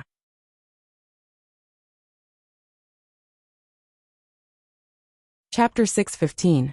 Although the 4 of them were of the same level, and the difference in their cultivation base was limited, there was a real gap between them. Cho, Ling Xiaozui, Feng Luo, and Mr. Nian were the ones who were truly of the same level. Their abilities were more or less equal. It was difficult to tell who was better in a one-on-one fight. As for Heaven's Inquisition, Gu Chaoyang, while he was also of the same level, he was unavoidably weaker. Moreover, his main cultivation path was not focused on offense. If they were to fight in a real fight, Feng Luo was confident that he could take him down within 300 moves. Feng Xiang'a's cultivation base was a level lower, and he was not known for his combat prowess. It would be his limit if he could exchange 100 moves with Feng Luo. Therefore, Feng Xiang'a was the weakest link in the enemy's encirclement. As long as Feng Luo could break through his blockade, he could leave with ease. On the other hand, if he could not even break through this link, then he would be in real danger today. Therefore, he immediately came up with a strategy to attack Feng Xiang'a with all his might. He did not seek to kill the enemy, but to break out of the encirclement. The mysterious man in black charged over like a mad tiger. Feng Xiang'a, who was the first to receive the attack, felt the immense pressure. In spite of it, Feng Xiang'a grasped the other party's mentality instantly. The current situation was obvious. Their combat power was far superior to the other party's, and the encirclement was complete. The other party was injured and his combat strength had been reduced, but his actual combat strength was still above Feng Xiang'a's. He possessed the ability to kill Feng Xiang'a. His aggressive attack and murderous intent was to force Feng Xiang'a to give way. As long as Feng Xiang'a retreated, the other party could escape immediately. With the other party's cultivation base, even if he was injured, it would be impossible for Feng Xiang'a to kill him here as long as he escaped the encirclement.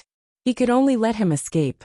Feng Xiang'a's thoughts raced as he sucked in a deep breath. His entire body glowed as he faced the attack head-on without avoiding it. The only thing he could do now was to face it head-on without dodging. Feng Xiang'a was a seasoned man. Now that he knew the crux of the situation, how could he back out? Since he dared to pick him as the breakthrough, he would slap him in the face. He would let him know what it meant to be high and mighty, what it meant to be the end of the seas and the crumbling of rocks, and what it meant to be indisputable. In fact, the moment Feng Xiang'a made the decision to fight with brute force, a strange thought flashed across his mind. Heaven's Inquisition obviously held a deep grudge against the Four Seasons Tower, so it was hard to change their stance. Ling Xiaozui had a grudge against the Four Seasons Tower in the past as well, And now that the Four Seasons Tower had plotted against Yun Yang with such a venomous move, he would have to settle old and new scores together. There was also Dugacho. Due to the previous sword trial, his stance was also on the opposing side. Heaven's Inquisition had already made it clear. Haven't I found two helpers? The two helpers, as the name suggested, referred to Dugacho and Ling Xiaozui. In this way, this matter had nothing to do with him at all. He could completely stay out of it and walk the open road alone. But now, why the hell was he the one who was putting in the effort? As Feng Xiang attacked with all his might, he felt that he had been terribly wronged. What was this old man fighting for? Especially now, he was basically gambling with his life. How could he explain this? No matter how much Feng Xiang cursed inwardly, he still gave it his all. The situation was clear now. The siege had been set. If the man in black really broke through from Feng Xiang's side, Feng Xiang would not be able to withstand the Four Seasons Tower's revenge, let alone Gu Chaoyang and the other two. Today he had to make this bastard stay. With a loud bang, the result of the battle was revealed. The mysterious man in black's desperate attack did not pale in comparison to Ling Xiaozui or Duga Chao's full force attack. Even though Feng Xiang had given it his all, he was still flung away like a kite with a broken string after a loud cry. While he was still in the air, he was already coughing up blood. It was obvious that he had suffered a severe injury. In spite of this, the mysterious man in black did not fare any better. He had just been ambushed by Heaven's Inquisition and was severely injured. Not only were his internal organs injured, two of his ribs were broken as well. Although Heaven's Inquisition's combat strength could not compare to Ling Xiaozui, Dugacho, or Mr. Nian, he was still an expert of the same level. He was also a top-notch expert in this world. Anyone who had been ambushed by his full-force attack, when they were defenseless, would not have been able to bear it. In order to break through the siege, the mysterious man in black had attacked with all his might. His aura was impressive, and it was difficult for ordinary people to face him head-on. However, deep down, he was hoping for a fluke, hoping that Feng Xiang would be wise enough to protect himself, so that he could escape. It was a pity that his desperate counterattack had the opposite effect, causing Feng Xiang to face him head-on without backing down. Feng Xiang was not a mediocre person. How could the phantom physician god of wine, who had lived for centuries, survive until now without a certain level of ability? Feng Xiang's all-out attack had worsened the mysterious man's injuries. His already damaged internal organs were churning, as if the world had been turned upside down. His vision darkened as he spat out a mouthful of blood. The sound of the wind grew stronger. Dugachao's attack was only a hair's breadth away from reaching him. The mysterious man in black's stumbling form halted abruptly before he danced in the air like a willow catkin. It was as if he was not affected by the force, but it was also as if he had gone along with Dugachao's attack and used it to escape. However, how could Dugachao's attack be deflected and redirected so easily? The man in black, who was struck once more, spat another mouthful of blood. However, the heaven-measuring ruler in his hand suddenly emitted thousands of rays of light. Countless rays of golden light, which were as thin as rays of light, suddenly shot out and instantly covered the entire space within a radius of several hundred feet. Sky-piercing golden gleam.